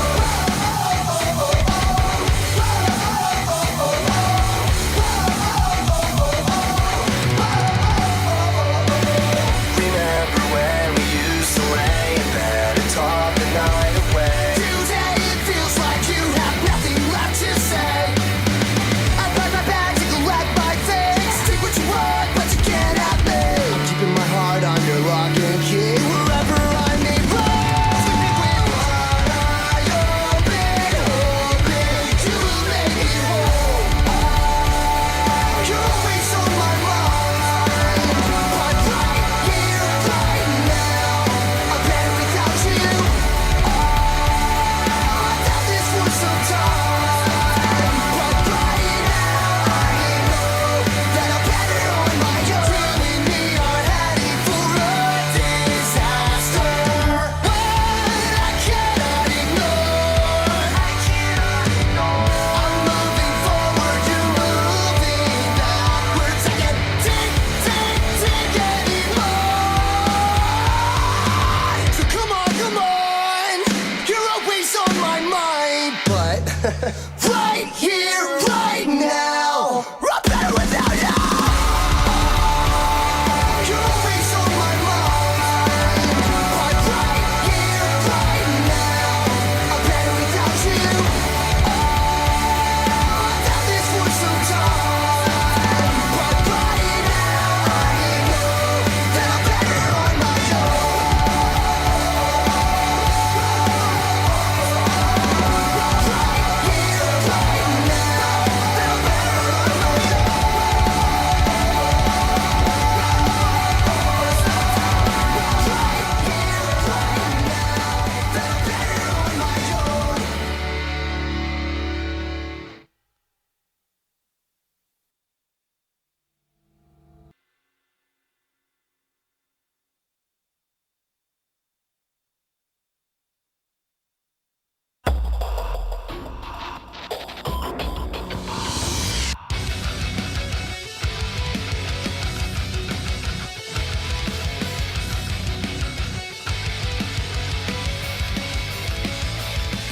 In the fire, give to your own desire and lose the life that we made.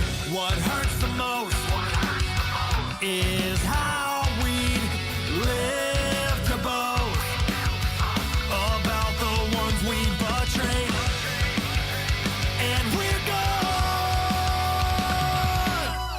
We know the end is here. Don't try to fight it. What you've been waiting for, there's no running away. We paint the mirror to try to hide it. There's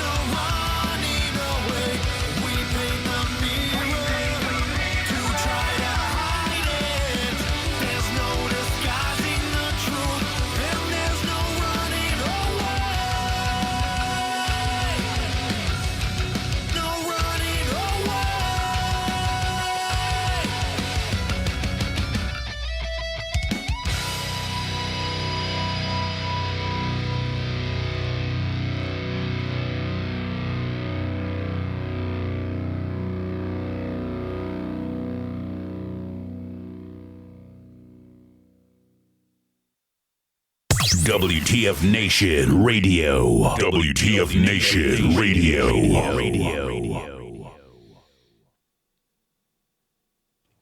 All right, Nation, we are back for our final hour here, and we're going to roll right into it. So let's see here. Where were we? So we left off with the Kevin Spacey thing.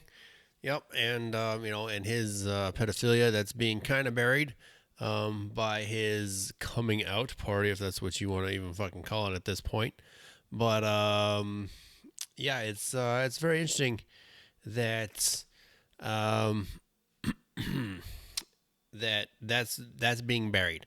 So it kind of worries me a little bit that yeah.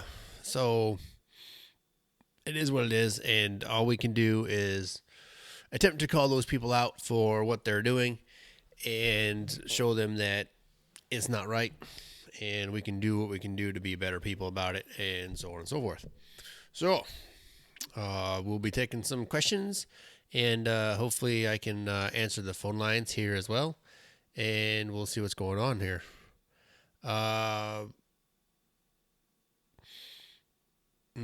Oh, come on, Doc. Really? Why'd you have to throw that out there in the mixer chat? Hold on. Let me pull up this story from Doc quick. Oh, Doc, that's the same story that I just clicked on. Yep. So,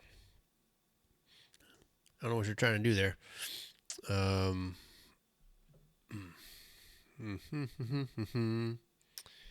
So we'll see what happens with that. Terrace claims he did on behalf of ISIS. Well, yeah, so there's a lot to that, and we'll see what happens with it. But it's one of those things that we'll just have to see and wait for it to come out.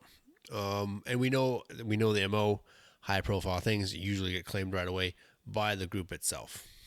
So we'll see.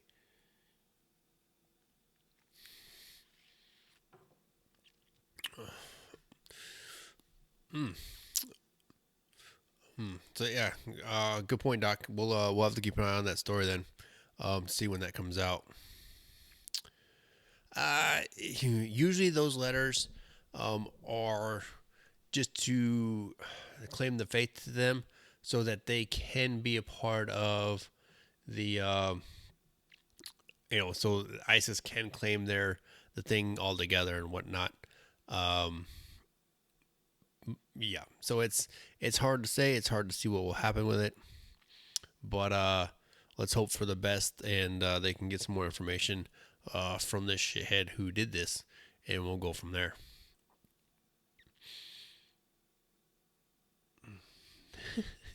John Domino in Facebook live chat. Happy Halloween. I'm hammered. That's a good Halloween then, yeah?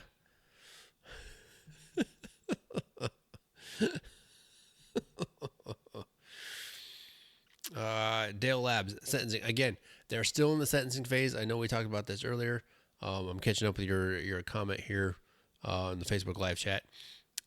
Again, it could be several days of testimony yet for the sentencing phase itself, and then the judge will render his sentence to the defendant. We already know he's guilty. That's not what's at stake here. What's at stake here is what's his actual sentence going to be. Again, and we're talking about Bergdahl, for those of you who might be joining us late, and we've already covered that once. This evening, I think we started off with that story on tonight. So, what? Oh, let's see here. Stand by. WF Destination Radio, you're on the air. I'm good, Doc. How are you, man? Good to hear you.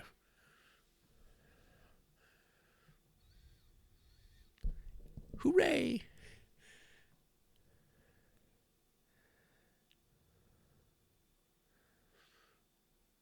The family?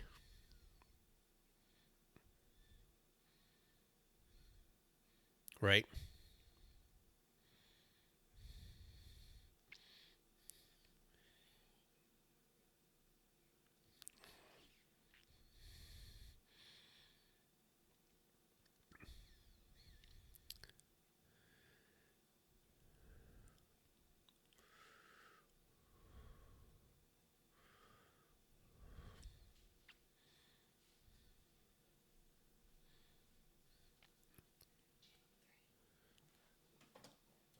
they had 3 kids. She was pregnant while she went, was captive, and then they had 2 more babies. How in the hell did they have sex? And they've got to be dirty. That thing can't smell good. It's just, how did they get pregnant? When did they get an opportunity to have sex and stuff, being held captive? I mean, they weren't necessarily like Bergdahl and being held in a damn, a cage made out of bamboo like they did in Nam. I mean, but they're held captive. How did they get, how did they have sex and she get pregnant? Again, so those are interesting details that we would really want to, I don't know if we would actually want to interview them for, but it is an interesting point. One, why would you want to take that chance of getting pregnant in that situation? And two, I agree with you. That's gonna be some dirty, ugly bumping. It's gonna be some dirty sex, literally. Dirty. Yeah, it's gonna be fishy. That's gonna be fishy. Jesus. But the held captive did the Taliban or whoever held them captive, did they have videos and they make porn out of it? Oh, how in the hell did they get up to have sex? They were held captive.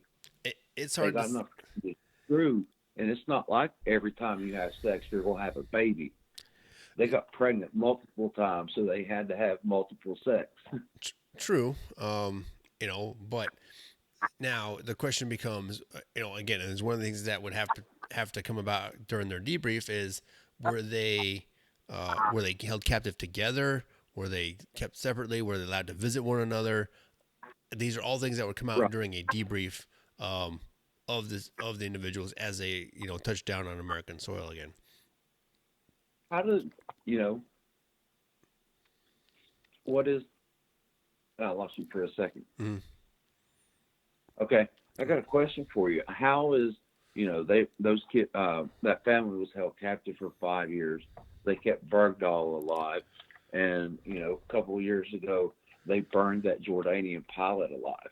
It seems like they're mean to some people. That would be a hell of a way to get back at America.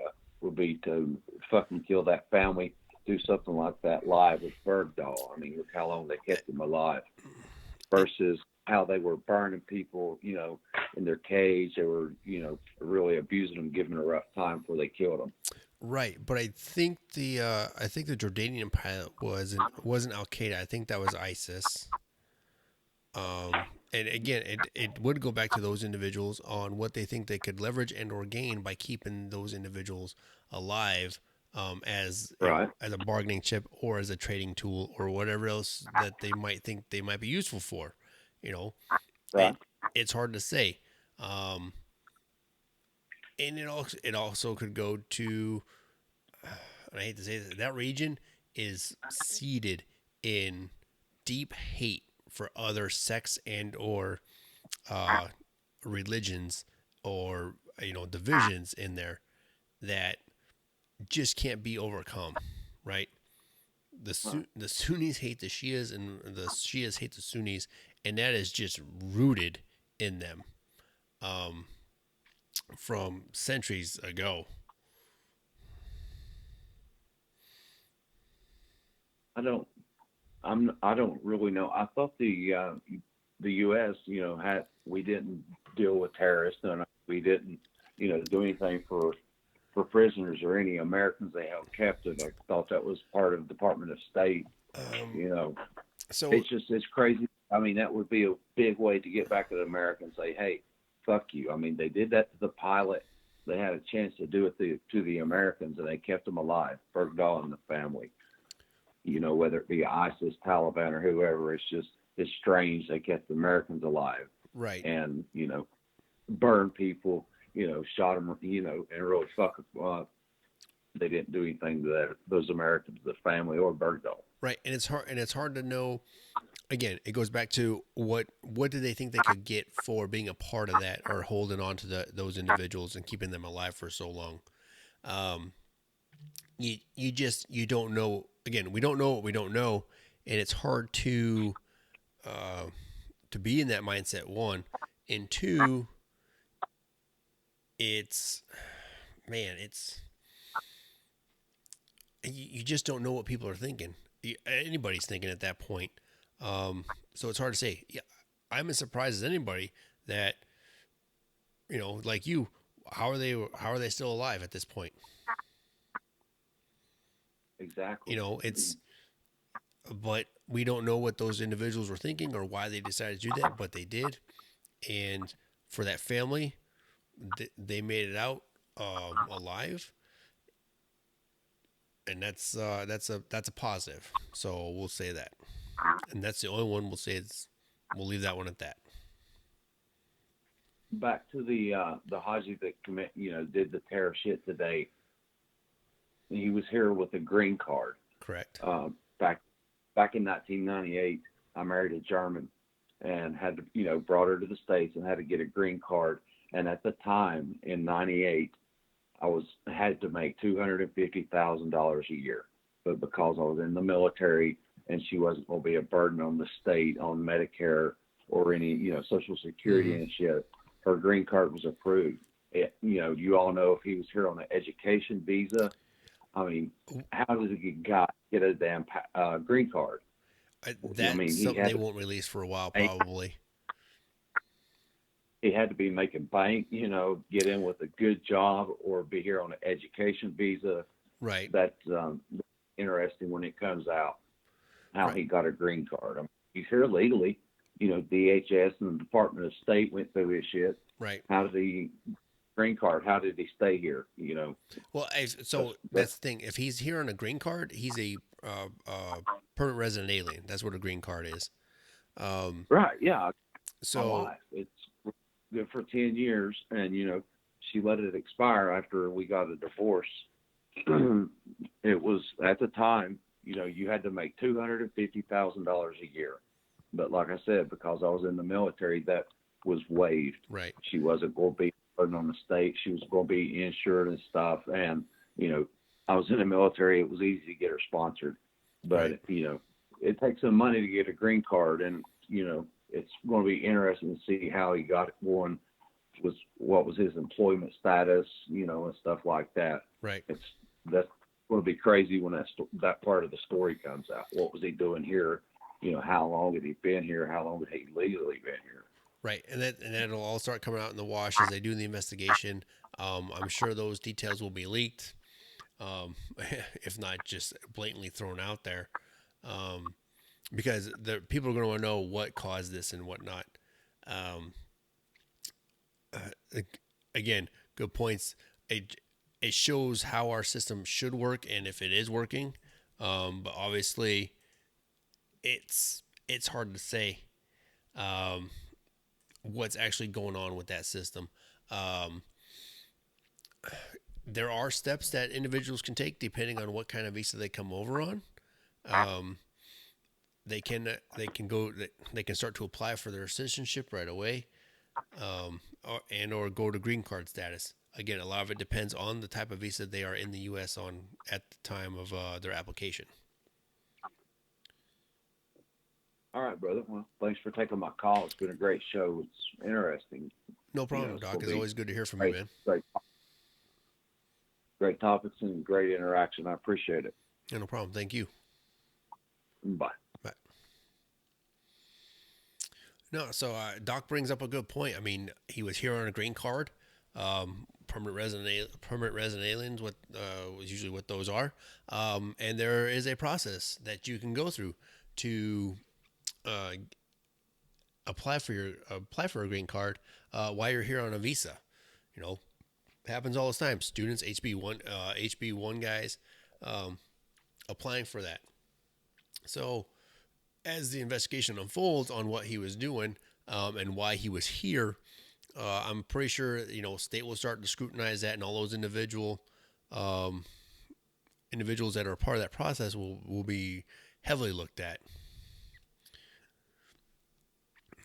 So, yeah, it is. It is a long and expensive process. That's a lot of money that these people sink into to become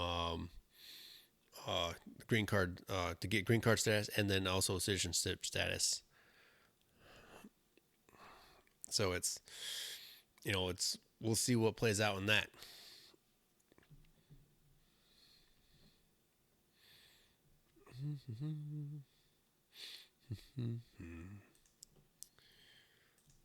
Right, so we've covered a wide range of topics tonight, from Paul Manafort to Kevin Spacey, um, to the breaking news in New York.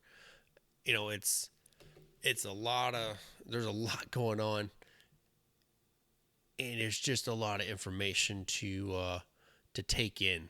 And it's just so much out there, guys. I want you to really take the time as you go through it. Don't take the news article for itself. Um, Actually, go out and read it. Okay, go find the actual stuff that they're trying to, quote for their article and their news feed and all this other garbage, because there's more information out there than what they're giving you. All right, it's just take the time to educate yourself on it and whatnot, and we'll go from there.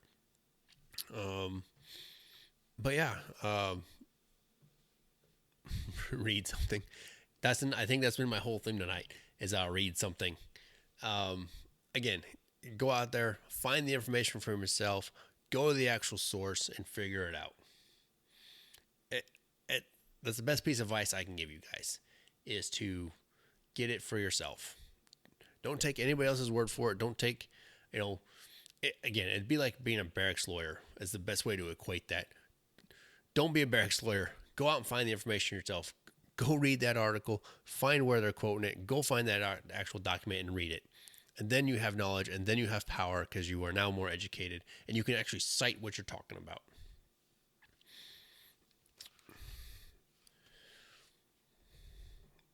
Well, the questions are out there, nation. Come on, this is your time now. Throw a question in the mixer chat. What do you think his password is?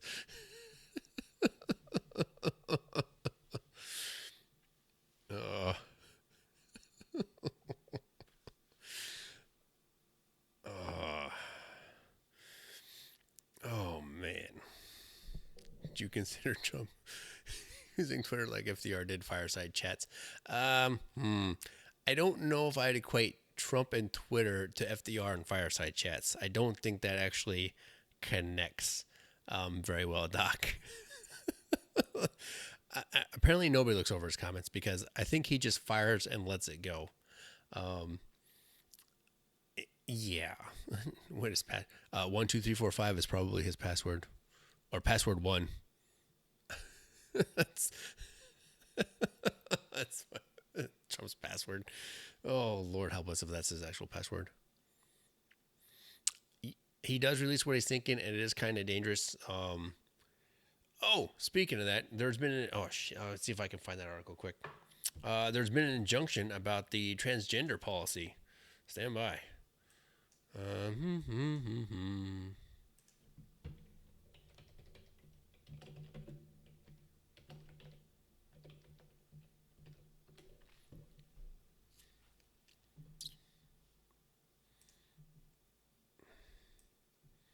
Oh, here it is. Boom.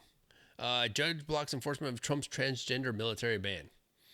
All right, here we go. A federal judge on Monday partially blocked enforcement of key provisions of President Donald Trump's memorandum banning transgender people serving in the military.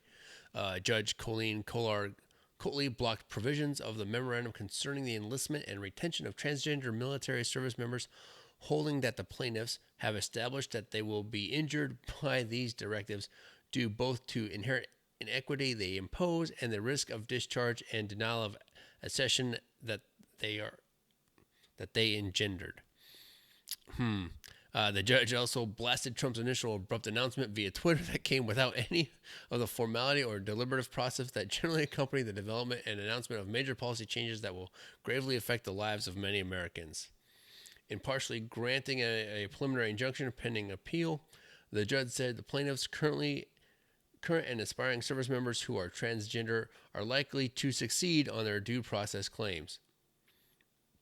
The judge said that the effect of her order was to revert the status quo that existed before the memo that was issued on August 25.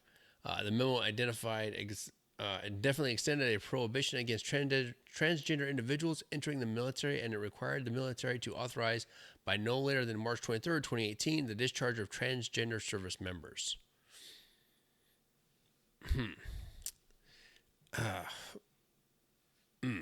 So, let's think about this. Transgendered individuals. What does that actually mean? What is the actual definition? And I know we've had this discussion of a transgendered individual, right? Is that somebody who's actually going through it? Have they actually done it? What's that all entail? Because I know it's more than just saying, "Oh, I am X sex now or X gender." One of the apparently there's a million genders out there now. But I do know that there's policy that's being weighed at the highest levels on what would actually constitute being looked at as the other gender in not only the military but the United States government. So, do you think this injunction is fair to any individual in the services? Hormone treatment and genitalia change. I would agree with those. Turkey neck. Oh my God, Doc. That would be impressive if they could attach a turkey neck and make it work. To lack of a better term, to make it work. They just throw it on there with some Gorilla Glue.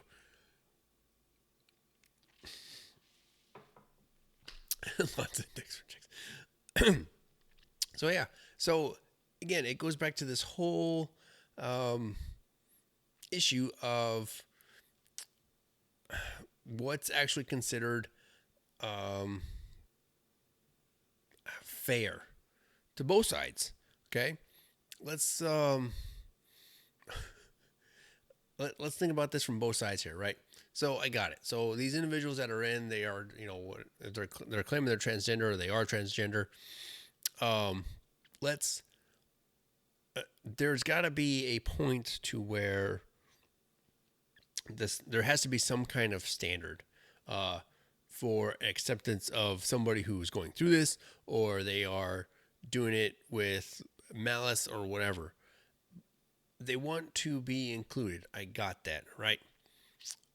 The problem is, where does it stop? Okay. You got to remember. Oh, 1 second. WTF Nation Radio, you're on the air. Who's this? Hey, this is Doc. I've got a question about the transgender. Go ahead, Doc. How do these people get in the military? I mean, it's granted it's Clinton's army, but usually you can tell they're queer, or if they're butch. How do they get in the military, and what's wrong with that gender dysphoria that they're diagnosing them with, so that they're not qualified to be in the military? Like someone with chronic depression or PTSD, they say they have gender dysphoria disorder, and that's how they do the sex change and shit. They're doing that on our dime, that surgery. If they get out and get in the VA system. Right. Speaking of the VA system, I was trying to get someone an employment position in Alabama, and Tuscaloosa is where their HR department is. And I'm looking at their VA extensions stuff on their website, and there is a LGBT clinic at that VA facility. I about shit my pants. Oh, well, I about shit my pants. You got to be fair to everybody. That's the way we are now. Now, where it comes to letting them in, I don't know. I'm not a doc, so I can't comment on some being diagnosed with anything. But I do know that the DSM-5 is out there, and there's looking to be revisions on it, or there are currently being revisions reworked to sort out some of these other items concerning this particular subject. The other piece on that is, I don't know who that's going to be a regulation and or a screening screening issue that is determined by pay grades way above where we're at on who gets allowed in and at what stages they get allowed in, and if they're allowed to change why they are in, if that makes any sense. Because there are a lot of ramifications after, there are a lot of ramifications, one, that have to be thought about, and two, there are secondary and tertiary effects that go beyond the individual. Right? We're talking unit cohesion, we're talking deployment, we're talking readiness, we're talking all these other items that go into the whole soldier concept, right? That we want to make everybody look at. We don't want to look just at one thing, like, oh, they're a PT stud, or they suck at PT, or they're a great marksman, right? The whole soldier concept comes into play here, and you want to ensure that those individuals are ready. And I don't think anybody's thinking about the secondary and tertiary effects of cohesion in the unit, readiness, deployment, and those items that go along with that, because everybody's focused on, oh, you're hurting my feelings. Oh, you're stopping me from being who I want to be or who I need to be inside, and blah, blah, blah. No, you got to think about the greater whole. I agree. I was combat MOS, and if I had someone that had gender disorder, that was in my platoon, the rest of the guys in the platoon is going to know this guy is shady, and that would really affect unit cohesion. I mean, it would be like having a racist, in the platoon. That would really fuck up the platoon, split it up. You would have, you've got this one guy with, that acts like a damn bitch. You know he's a queer.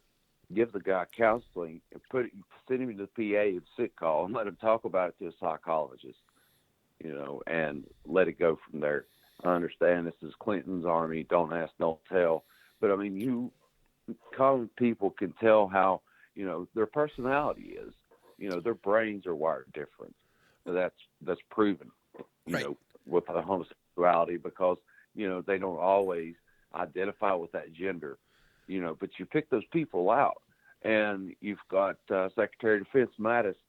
He sees the Marine Corps, especially, very professional, and it's going to be interesting to see how he deals with this and his policy.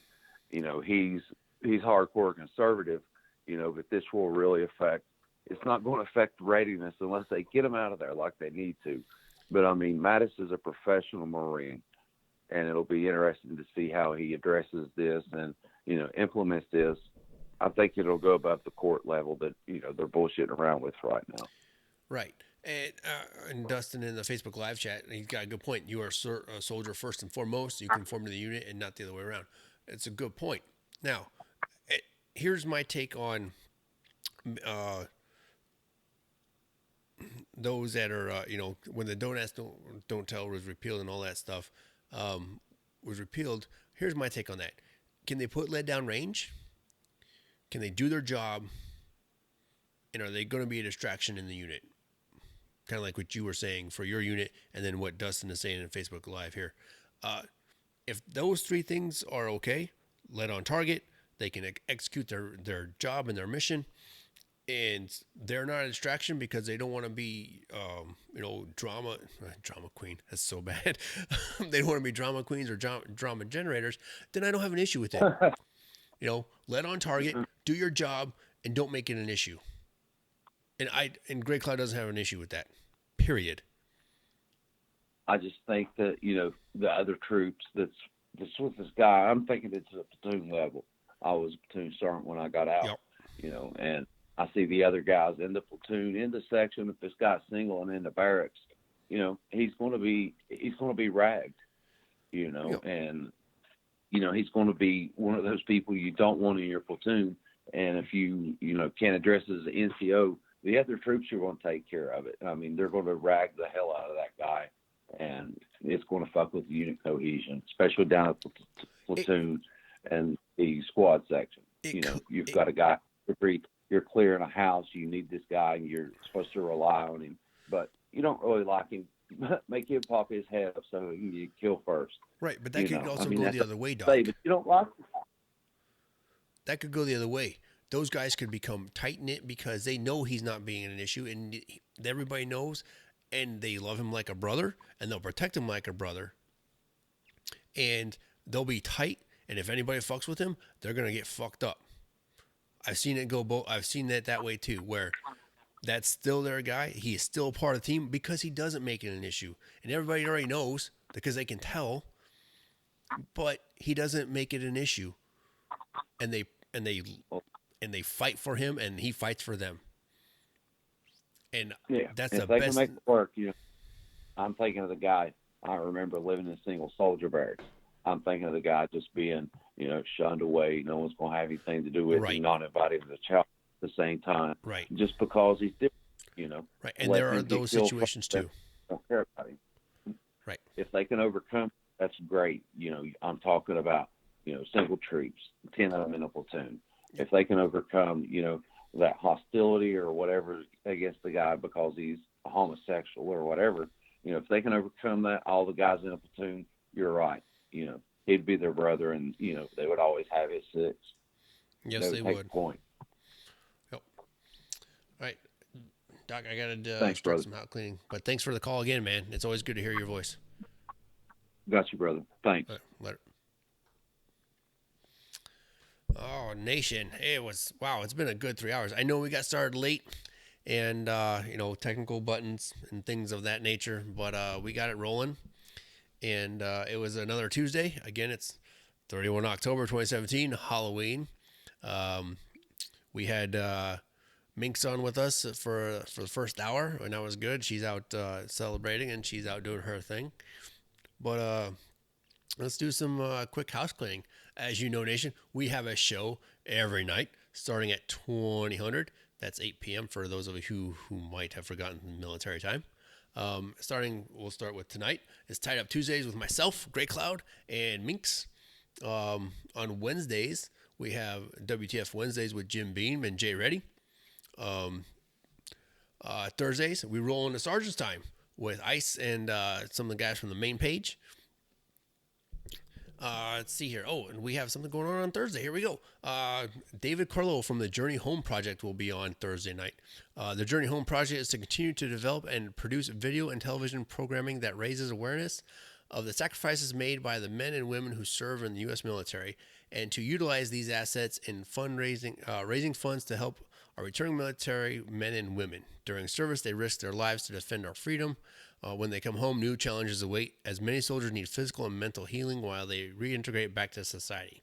After the wars in Iraq and Afghanistan, there are many stories to be told as deployed troops are making their journey home. These are the stories the Journey Home Project wants to tell. Again, that's on Thursday. And then Friday night, we have Friday Night Freedom with Minx and Mud Puppy. And they also have a guest. They have Kevin and a model from Girls Gone Grunt. Kevin founded Girls Gone Grunt as a mission to grow respect and appreciation for all the hardworking women of our country, whether they're stay-at-home mom, businesswoman, nurse, or any role that women play vital to our day-to-day lives. His vision is giving women a platform to celebrate life's accomplishments, hard work, and patriotism. Right. And then Saturday, we have Saturday Night Savagery, headed up by Jay Reddy.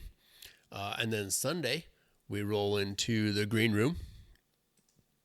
And then we're on Monday night with Ice and the Monday edition with Ice and Mud Puppy. And they have a guest, and they have Patrick Benson from War Horses for Veterans. Patrick Benson is a partner at War Horse for Veterans. Will be on to talk about their upcoming charity run and that they have scheduled for Veterans Day weekend. You can join them at the National World War I Museum and Memorial, also known as Liberty Memorial, for the third annual War Horses for Veterans 5K. This event takes place on November 12th, the Sunday after Veterans Day. As a participant or volunteer, you will get a long sleeve T-shirt. They have coffee and snacks for everyone. Come and meet and support the local area combat vets. All right, and then we roll right back into Tied Up Tuesday with myself and Minx.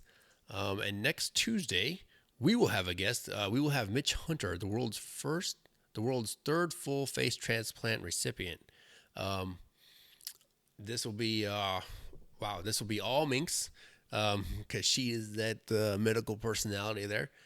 So I probably will not get a word in edgewise during our guest's time. And that's okay because it's all medical, and I don't follow medical very well. But Army veteran Mitch Hunter received the world's third full face transplant back in 2011. In 2001, Mitch was involved in a motor vehicle accident where he suffered severe burns from pushing a female occupant from a live wire. Mitch will be on to tell us his story and the transformation that he has went through since the accident. And that's the week that's coming up, starting from tonight as we close out Tied Up Tuesdays, and we'll roll through the week. Nation, again, this is Halloween. If you are still out there, the West Coast is probably still trick-or-treating. And it's a good week. Stay out there, be safe. Dustin, it's always great to have you guys on, and you guys keep me going. You guys both on the Facebook Live and on the Mixer chat always chime in with some great comments, and it gets me fired up even more when we can roll in these topics and we have great discussion. We have this great information, and yes, go read something, nation. Find out on your own. Figure out what it is, and we can. It's amazing what you can accomplish and overcome just by having facts and knowledge on your side. You can quickly shut down anybody's argument if you have the facts and knowledge.